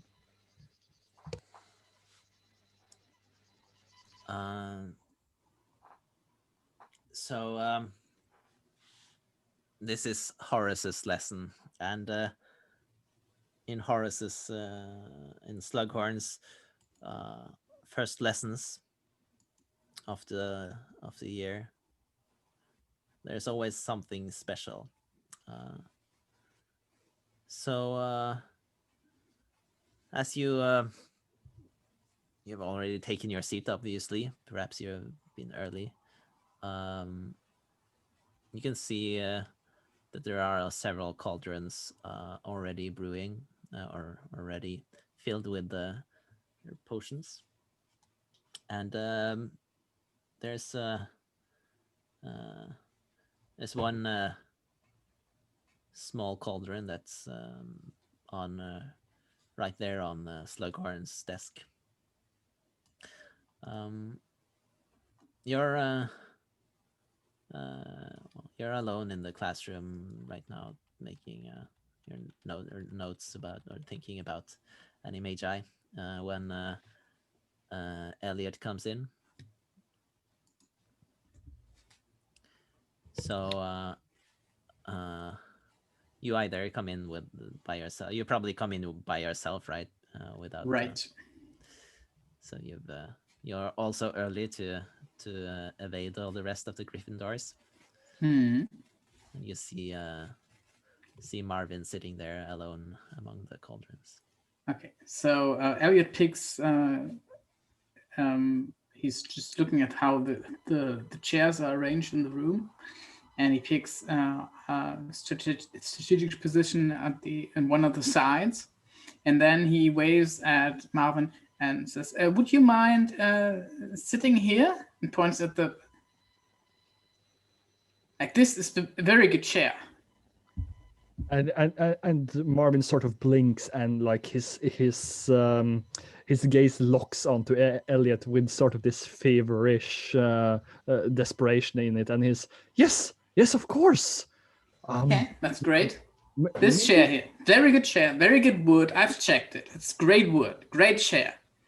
I am sure. And Marvin jumps over and with his books and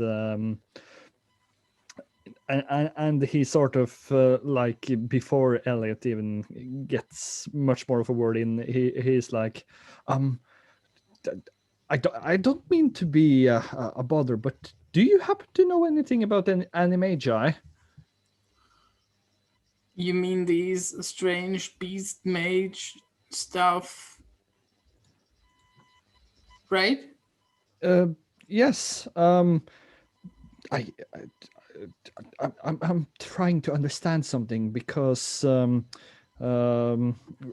Do you remember that Lockhart fellow? I do. Yes. He said. Isn't he from your house? Yes, and we were talking about Animagi, and I sort of said I wanted to be one, and he said he would make me one in the evening in two days time. But I'm reading here, and you have this whole process with mandrake leaves and finding dew from places where people haven't trodden, and it's simply not possible. And I can't understand what he's thinking, and I don't, and I saw what he did to that poor fellow, and I'm that so was not scared. That fellow fully deserved it, but I mean, you probably don't. So my advice to you would be to stay away from Lockett and not let him turn you into permanently into some furry creature. But he's a senior.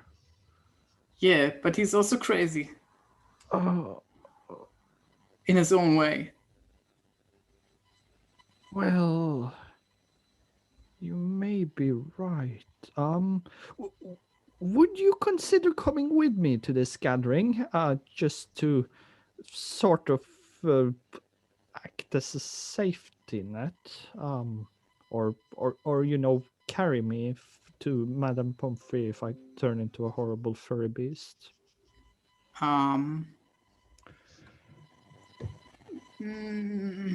He seems a little bit undecided. Okay, if you turn into a furry beast, I will get you to Madame Pomfrey, whatever her name is. Oh, thank you. Thank you so much. And Marvin. But I will not stand near you when you meet Gilderoy Lockhart in this regard. I can tell you that. I learned that much from the situation that we had when we were trying to duel, Yes, of course. I will probably be a safety net outside of the door. Ready to carry you, That it's all about carrying each other. This is what do we do? Okay, I'm sure that could help. Thank you. Marvin sort of awkwardly like stretches out a hand and like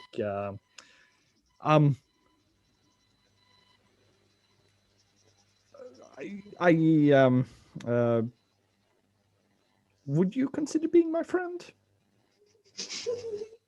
Yeah, let's be friends, I guess.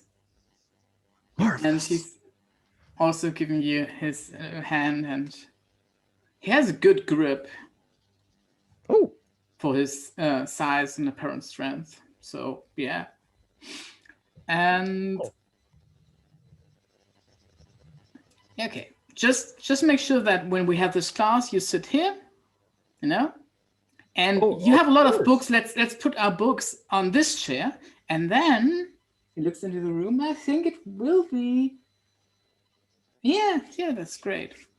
So the way he places his books and has seated you makes it so that no Gryffindor can sit next to him. So he's sitting all there and has the in two directions blocked the possibility of making a big Gryffindor cluster in that part of the class.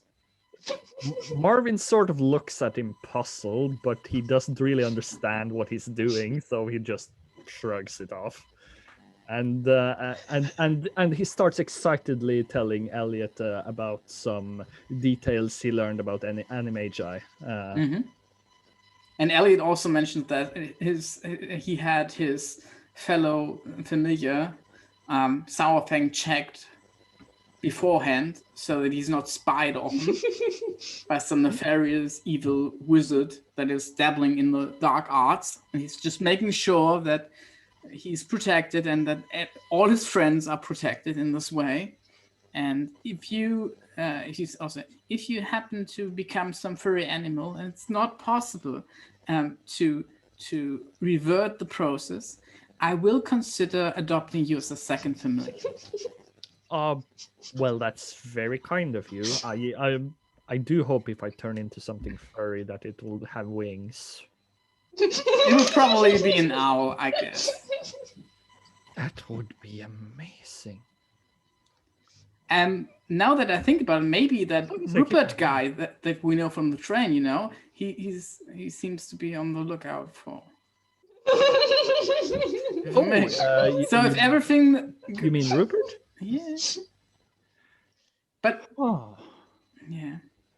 So if you become an owl, there will be a place for you, I think. well, at least I have a backup. Yeah. Would be nice That to be able moment. to get back. Yeah. The door opens and Slughorns enters the classroom. He looks around him and is about to go to his desk when he sees you. Oh, you're already here. That's very nice. Oh,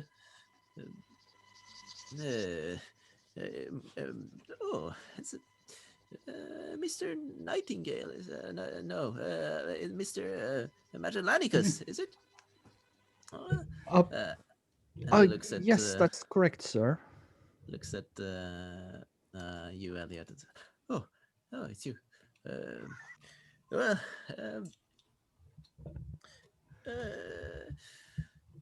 Mr. Magellanicus, I certainly look forward to seeing what you can do. Your family is big in the owl business, isn't it? Oh yes, I believe we are among the foremost pioneers in the country. We developed breeding techniques that has certainly increased speed and agility among some of the horn owl breeds. Oh yes. Your father has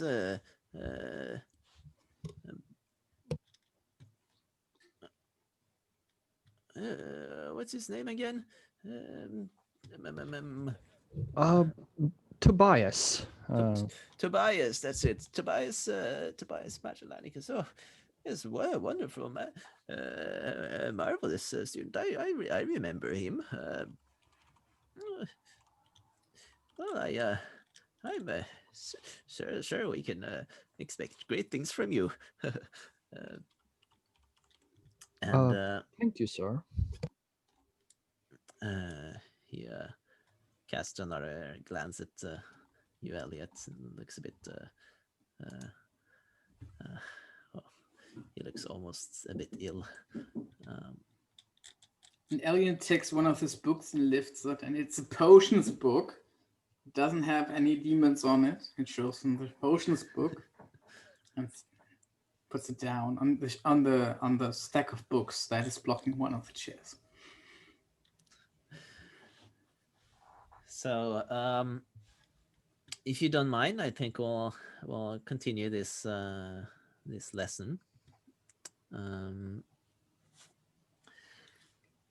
So the rest of the students arrive, and people start muttering interestedly about the different potions in the cauldrons. And Horace begins. He walks from cauldron to cauldron, talking about the potions that are in them, and he explains how brewing potions is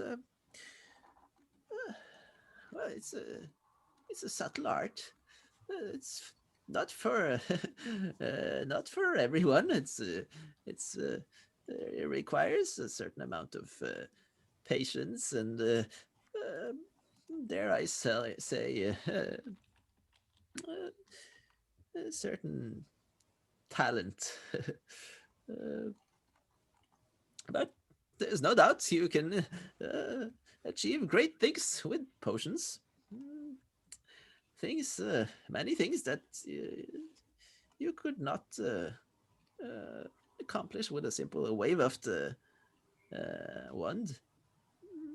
Although, of course, great wizards can do many things that potions can do, and potions take time, but nevertheless, effects are, on the whole, generally much more potent, much more subtle. Uh, take the Polyjuice potion, for example. To achieve a completely perfect transfiguration into another human is it's possible. Of course, yes, it's possible. I could think of maybe one or two, dare I say, wizards who could do such a thing. Dumbledore, our own headmaster, being one of them. But with a dash of this little thing, anyone know what this is? He points to a brownish goo in one of the cauldrons. Anyone? Anyone? Oh, this is a polyjuice potion, and it allows just such a transformation for anyone who takes a sip.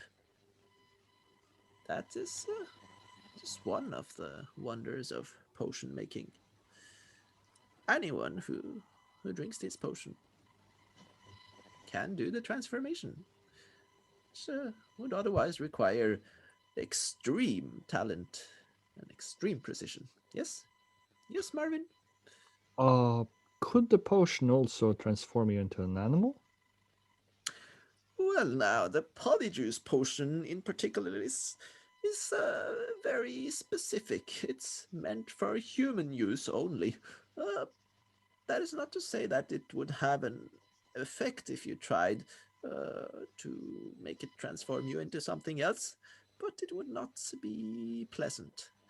There are other more specialized means of transforming into animals. Potions would certainly be an option.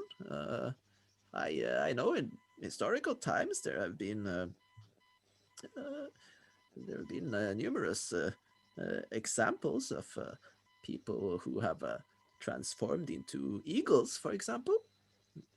Oh, Yes. That is a tradition among some of the shamans and in the West Asian tribes. Yes. Marvin is completely engrossed at this point. Oh, what? I digress. Of course, we will today be brewing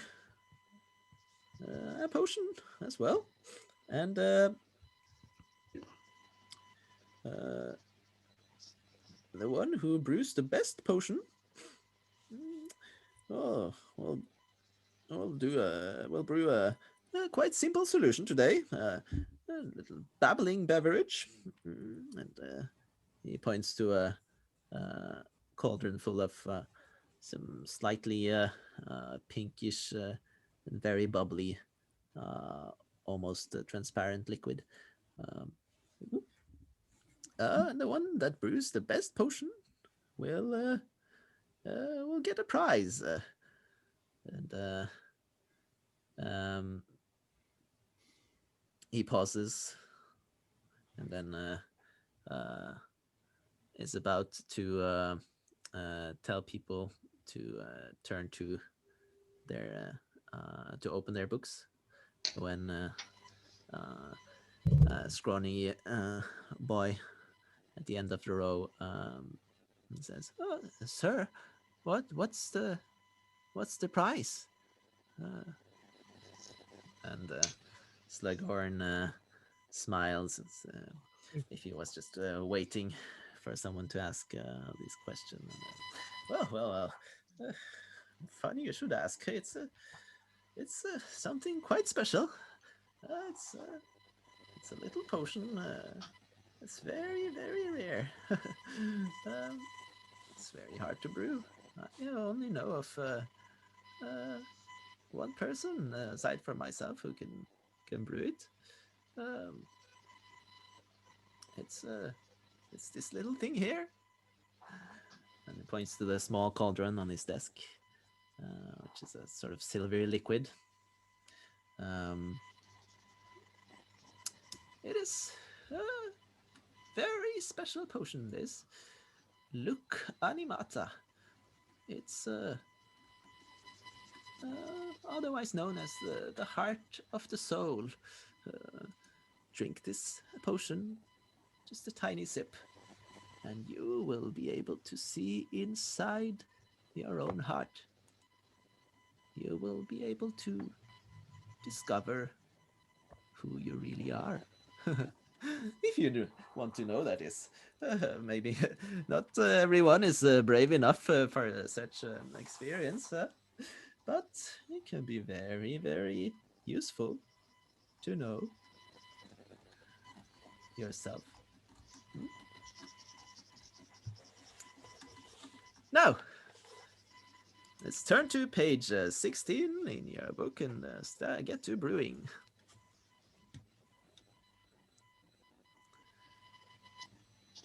So, Elliot does not really participate in the class all that much, but when the pages are turned and the subject is shifted back to actually potion brewing, he starts to participate and starts to follow the instructions on the page.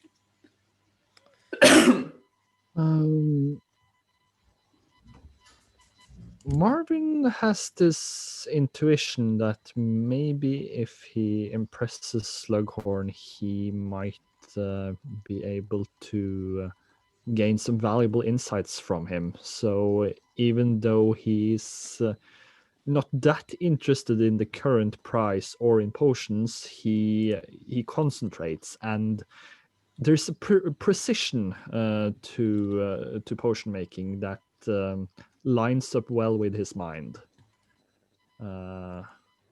So yeah, he's gonna try at least to make the best potion. yes. All right. So let's have you both roll for concoct a potion.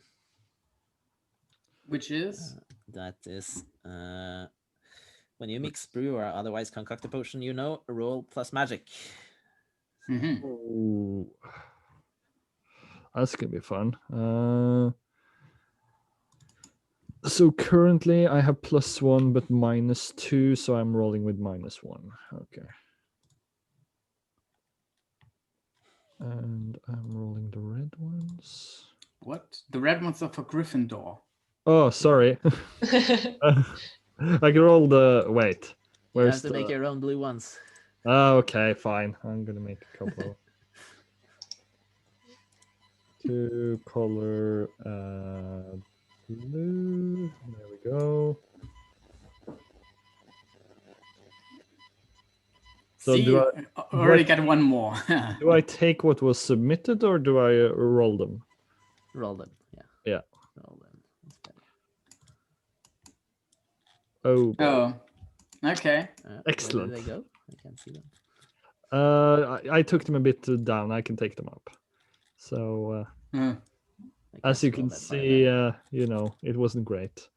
I got a 3 - 1, so 2. How about you, Elliot? that's final number is 7. It's a 5 + 2. All right. So I guess I mark an experience. Yes, you can mark an XP.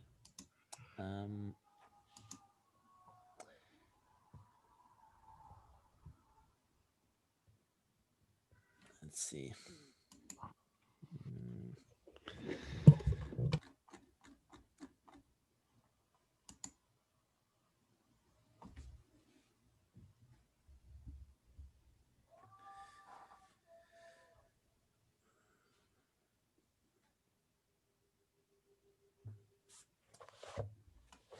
So, Elliot, you make your potion is looks almost like the one that Slughorn demonstrated. It's the right shade of pink. It's slightly transparent, but it's well, it's hasn't got that many bubbles. So it's not completely perfect. But you can pick one of the 3 7 to 9 effects. So it has some unintended side effect. Process goes wonky, and you take a condition, or you accidentally make a difference. Conductive potion, is it a conductive potion or what? Yes, this is on the Okay. concoct a potion list. And I can pick 2 or 1. You pick one of those 7 to 9 things.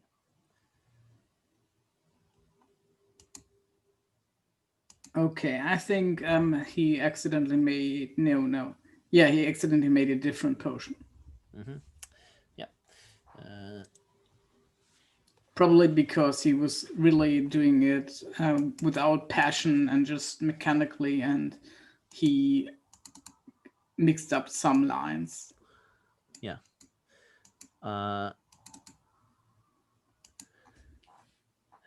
So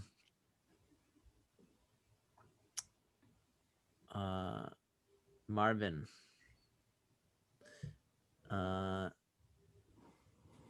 you can see pretty quickly that this is just not going the way you wanted to. Your potion turns halfway through the class. It just turns completely yellow, and then when you try to fix it, it just it starts to float out of your cauldron, turn into a big bubble, which then bursts and creates a sort of strange orange haze around you and Elliot. And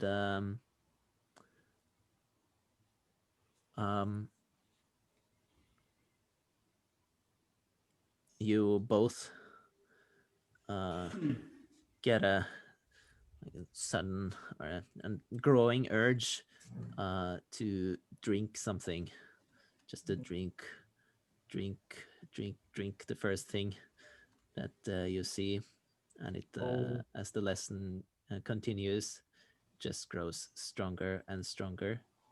And when Slughorn comes over to you to see what you're doing, he looks kind of excitedly over at your cauldron, Marvin, and you get this sudden impulse that you should do something to distract him, so he doesn't see that your cauldron is all empty, because he will not be impressed. He will be very disappointed, and it will be the second time you've embarrassed yourself in front of a teacher.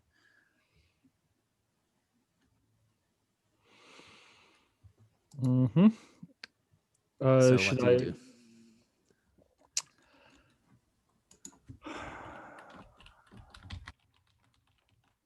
Honestly,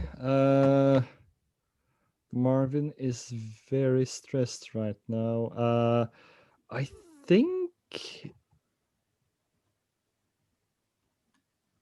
yeah, I think I'm actually gonna try to use Ventus to sort of send some wind the class across the classroom, so that it sort of blows over some. I don't know, some vials or something. Make something clatter and maybe break, or a cauldron tips over or something. Yeah. Yeah, good. Let's roll cast a spell then. Yeah, that's probably plus magic too. So. Yep, it is. Yep. Oh, this is gonna be a juicy if I fail this one too.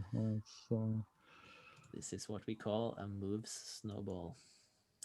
Hey, we failed again. Amazing. Getting very experienced. Yeah. Well, I have enough to gain a level if I want to. So always look at the bright side. So, well, you wave your wands in what you hope is a subtle, it's very subtle and not noticeable, but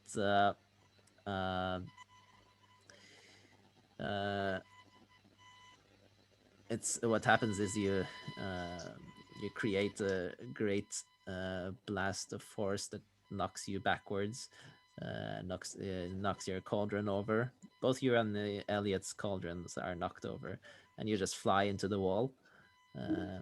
And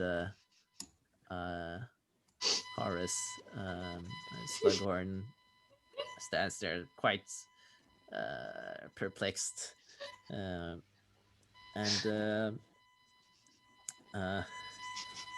Elliot also seems to be a little bit disappointed at it's not really clear whether it is because he was just about to drink the contents of his own cauldron, or because it has been spilled. Yeah, so you are both sort of lie, or Marvin lies in sort of a heap behind Elliot, and Slughorn looks from one to the other and says, "Oh well, I've never seen the like. I guess you must be both be very eager, but I'm afraid I can't tolerate random spellcasting in my class. I has to be detention for you, both of you." Both of us? I didn't cast any spells, sir. Don't you talk back to me. And he just turns around and walks away. Oh wow. Well, you're welcome.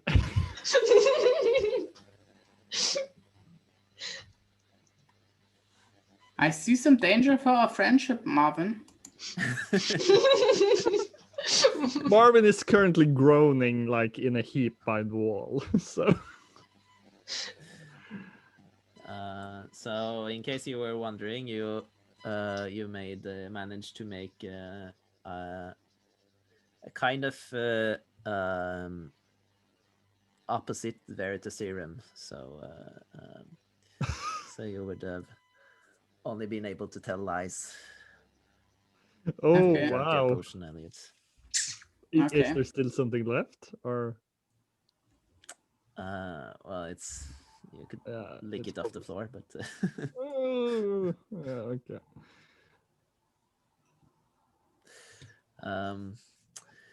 Great. Let's end the scene there. Need another short break, and then let's have a final 1 or 2 scenes after that. Okay. Okay. It'd be nice to maybe have something where everyone is present, so we can think about that. All right. Okay, let's have our final scene for the day.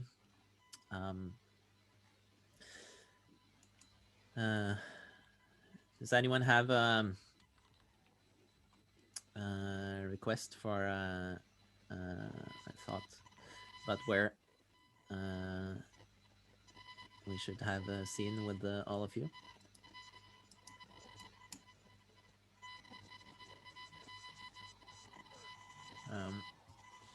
In that case, let's have a scene in the hallways where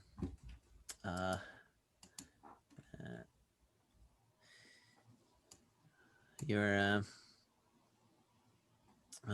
passing each other after class. So Marvin and Elliot, you are let's have this be right after potions, and you're on your way back to your common rooms, which are both upstairs, and you are about to go up as you pass Lourelou. Where have you been, Lourelou? Have you been to a class, maybe? Maybe about. I've been at, how is it called? Herbs? Outside? Herbs? The class? Sorry, what you said? The Herbs? herbology, yeah. Yeah, herbology. Yeah. So maybe we just had an herbology class. Yeah, all right. So let's just have you meet right at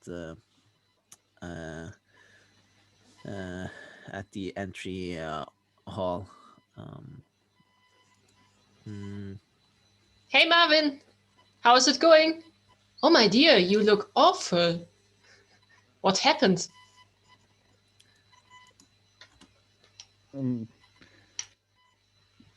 I mismanaged a potion and tried to distract the teacher and blew myself into a wall. And Marvin is just cringing and like all tucked together and like really, really quiet. Hey, you, do you have something to drink? No, I haven't. Sorry. But Okay. I think there's something in the hall maybe still left from lunch. Just check. Oh, I'm also thirsty. Okay, so the direction changes and they're heading towards, at least Elliot is heading towards the lunchroom.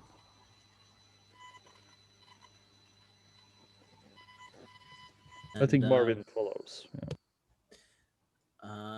I wanted to have some too. I will just come with you. Hey, that's cheating. Why is that cheating? No, he's drinking on camera. Even though we haven't reached the...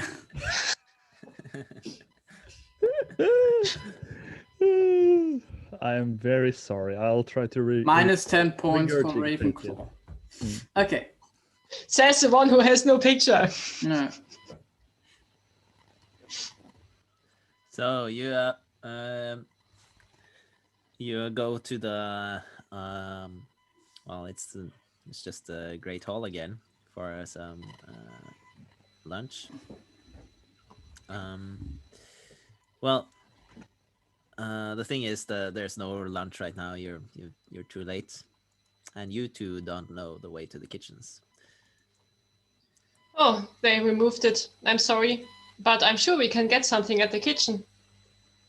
If we knew the way to the kitchen. The way to the kitchen is easy. I can show you. Oh. Yes. Just come, quickly. I would like that. Okay. Elliot doesn't seem very trusting, but he's following along. I guess it's his best chance of getting something nice to drink and not having to go to the restroom to get his fit. Yeah, Marvin sort of beckons and like whispers, "She's nice." Okay, so you know her. Is she competent too? Well, judging by the charms class, I would say very. Okay. I don't know if that's a good thing or not. Charms class. Well, it's magic, isn't it? It is, but it's the kind of magic that. Okay, let's talk about that when we have had a drink. Marvin sort of cocks his head, but lets it go. And you arrive in front of the large still life of fruits, and right as you are about to tickle the pear, Lourelou, the face of the fat friar pokes out again, and he looks up at you all excited. Says, "Oh, I've been waiting for you. Lourelou. It's I've got something to tell you. Come. I have to show you." Oh, is it okay if my friends come along? And he looks at you both, Marvin and Elliot, and his eyes bulge a little bit, and says, "Oh, I'm afraid. I'm afraid this is a kind of secret. It's only for the houses chosen. I mean, no. Okay, I understand. It's nothing. Let's just get something to drink for the two, and then I will follow you, okay? Yes.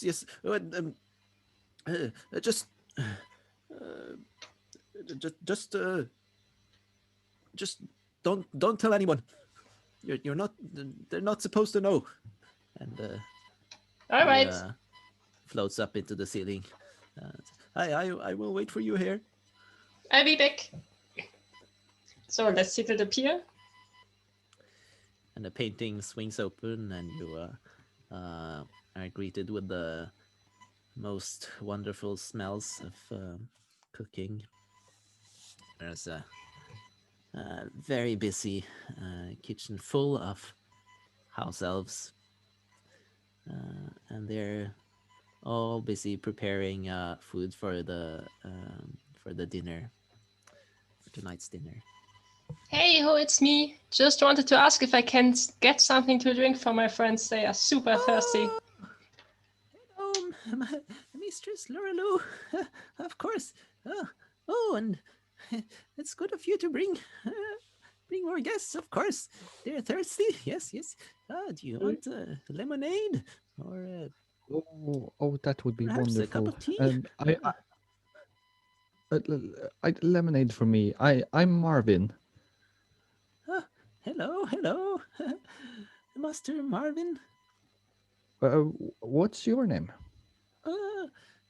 My name is Clanky. Oh, Planky. Nice to meet you, Planky. Yes. Thank you, sir. Here, have some lemonade, and for you, Master. Thank you. He looks at you, Elliot. Yes. Some lemonade for you as well? Or Yes. do you want to? Anything. All right, guys, I leave you. I have an appointment. See you later. Just pour it in there and let me have it. Okay? No talking. And you, I think the house elves have guessed your plight, and they come with a giant mug of lemonade for you. It's really just immense. So Lourelou seems to have something going on. What do you do, Marvin and Elliot, when you see her? Well, after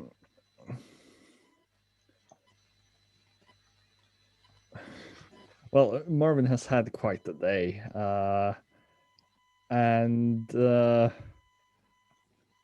I don't know, the fat like the ghost seemed a bit shady, and he likes Lourelou. So I think Marvin's going to make up his mind to try to follow them. What about you, Elliot?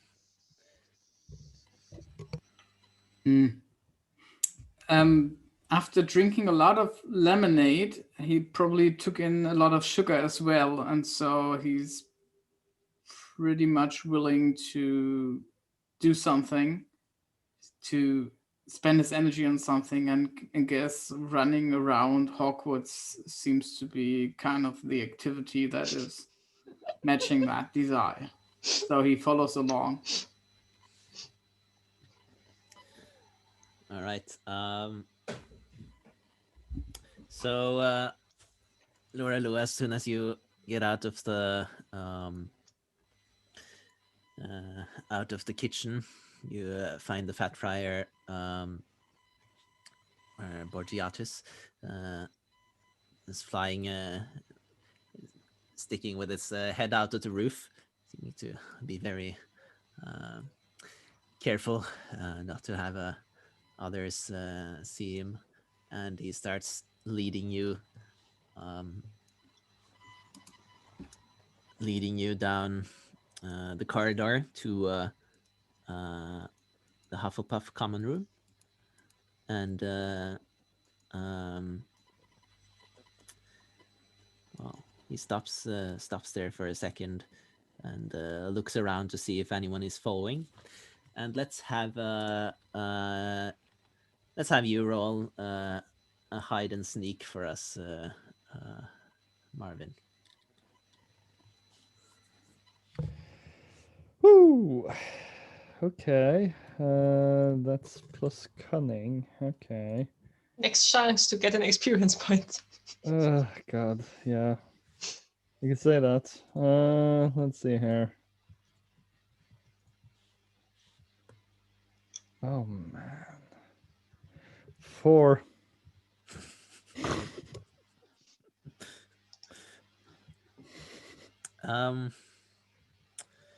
What do I do when I already have 4 out of 4? Do I have to like spend it before?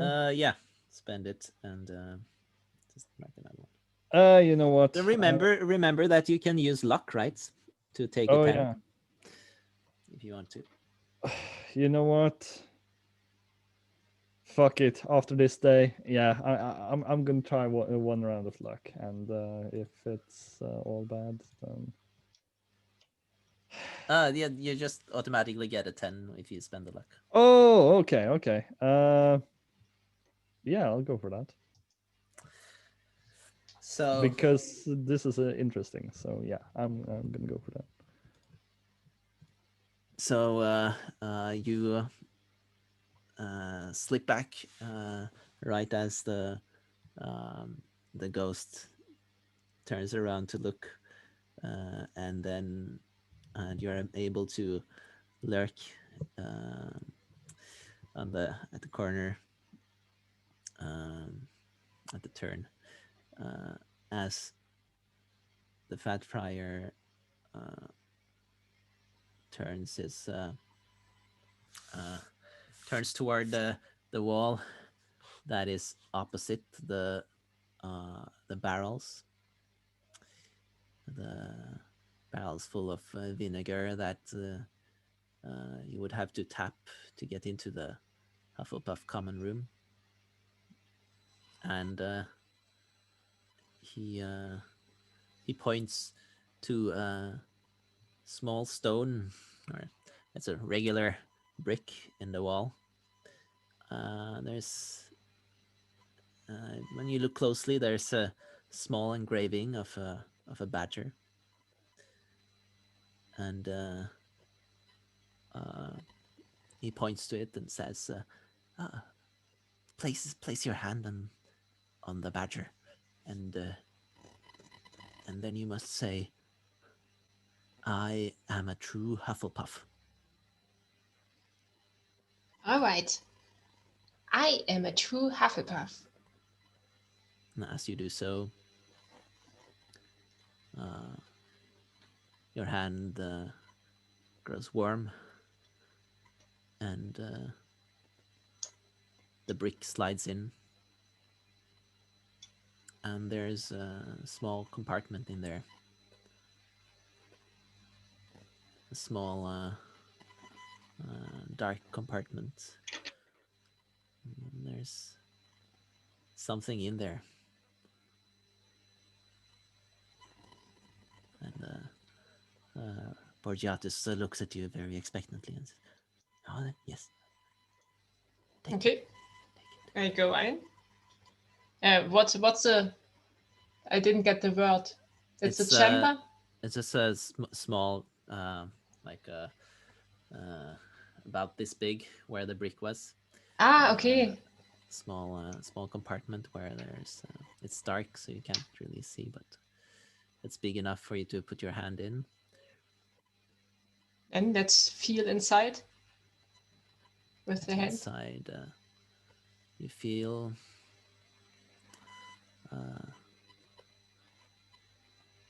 a cup, and once you place your hands around the cup, it you get a sort of tingling sensation throughout your body and your heart, and there's a voice inside your head. It's sort of reminiscent of the Sorting Hat's voice, and it asks you, "What is your heart? Do you belong here?" I guess so. I feel quite well. Who are you?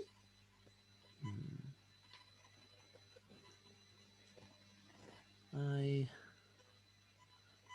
am a shadow long past, but I know you. You belong in my house, and the cup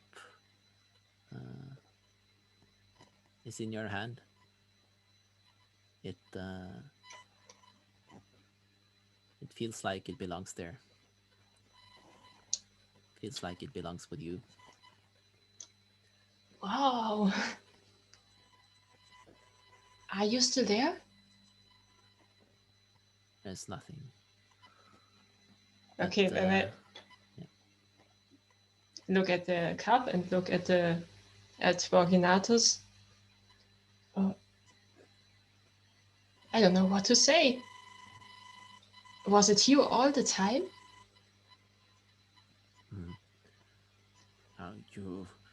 You best take good care of that.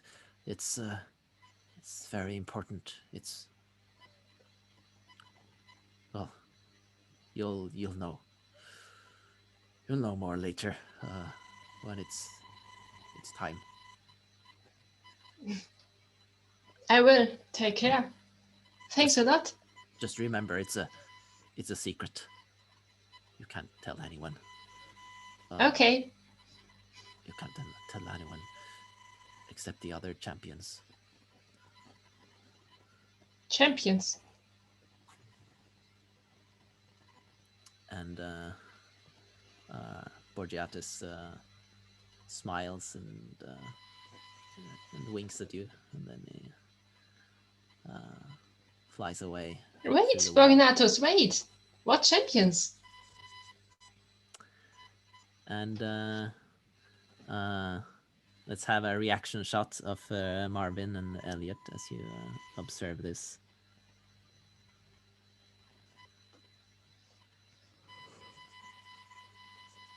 I think that's the cup of Hufflepuff. And I think she might be part of something great, Elliot.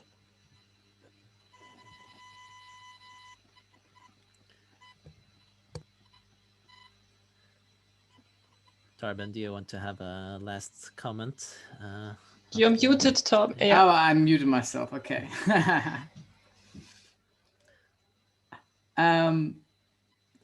She doesn't seem to be the champion type, you know. May just be my opinion, but. And Marvin sort of snaps. She's a great person, Okay. and you shouldn't talk ill of her. Okay. Just. And let's have describe for us how Lourelou looks as she walks away with the cup. She's pretty puzzled. So maybe she will stay there for a while, as long as there seems to be nobody, and just feel the cup and turn it a little bit and admire it, and then suddenly remember that someone could come along. So she will quickly hide it in her pocket and go into the Hufflepuff room. All right. Yeah, okay. So Seriously, if that's the cup of Hufflepuff, that's a Horcrux. yes. It's not said. We don't know when he did. Oh wait, maybe he It is a already did. Horcrux at this Yeah. point. Yeah, he sold it in like 1946. So. But it's not necessarily that cup. We'll see. Maybe she had several cups in in her cupboard. It was just when it said "I'm a shadow," I was like, alarm bells. Yeah, but I mean, we have this proverb in German with cups in the cupboard, and I think this is very fitting for Hufflepuff to not have all the cups in the cupboard. Oh, Tom. Okay. Kind of means that somebody is a little bit insane. Or You don't know the saying, not having all the cups in the cupboard. Yeah, I do believe.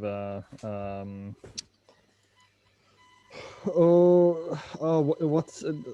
I know an equivalent sounding one in Norwegian. I know the one you're talking about. Å ikke ha et fullt Det er et eller annet sånt. Can't remember it. Yeah. Anyway, Definitely. You have Anyway. to lose, essentially. that's today's session. Thank you for playing. Stopped recording.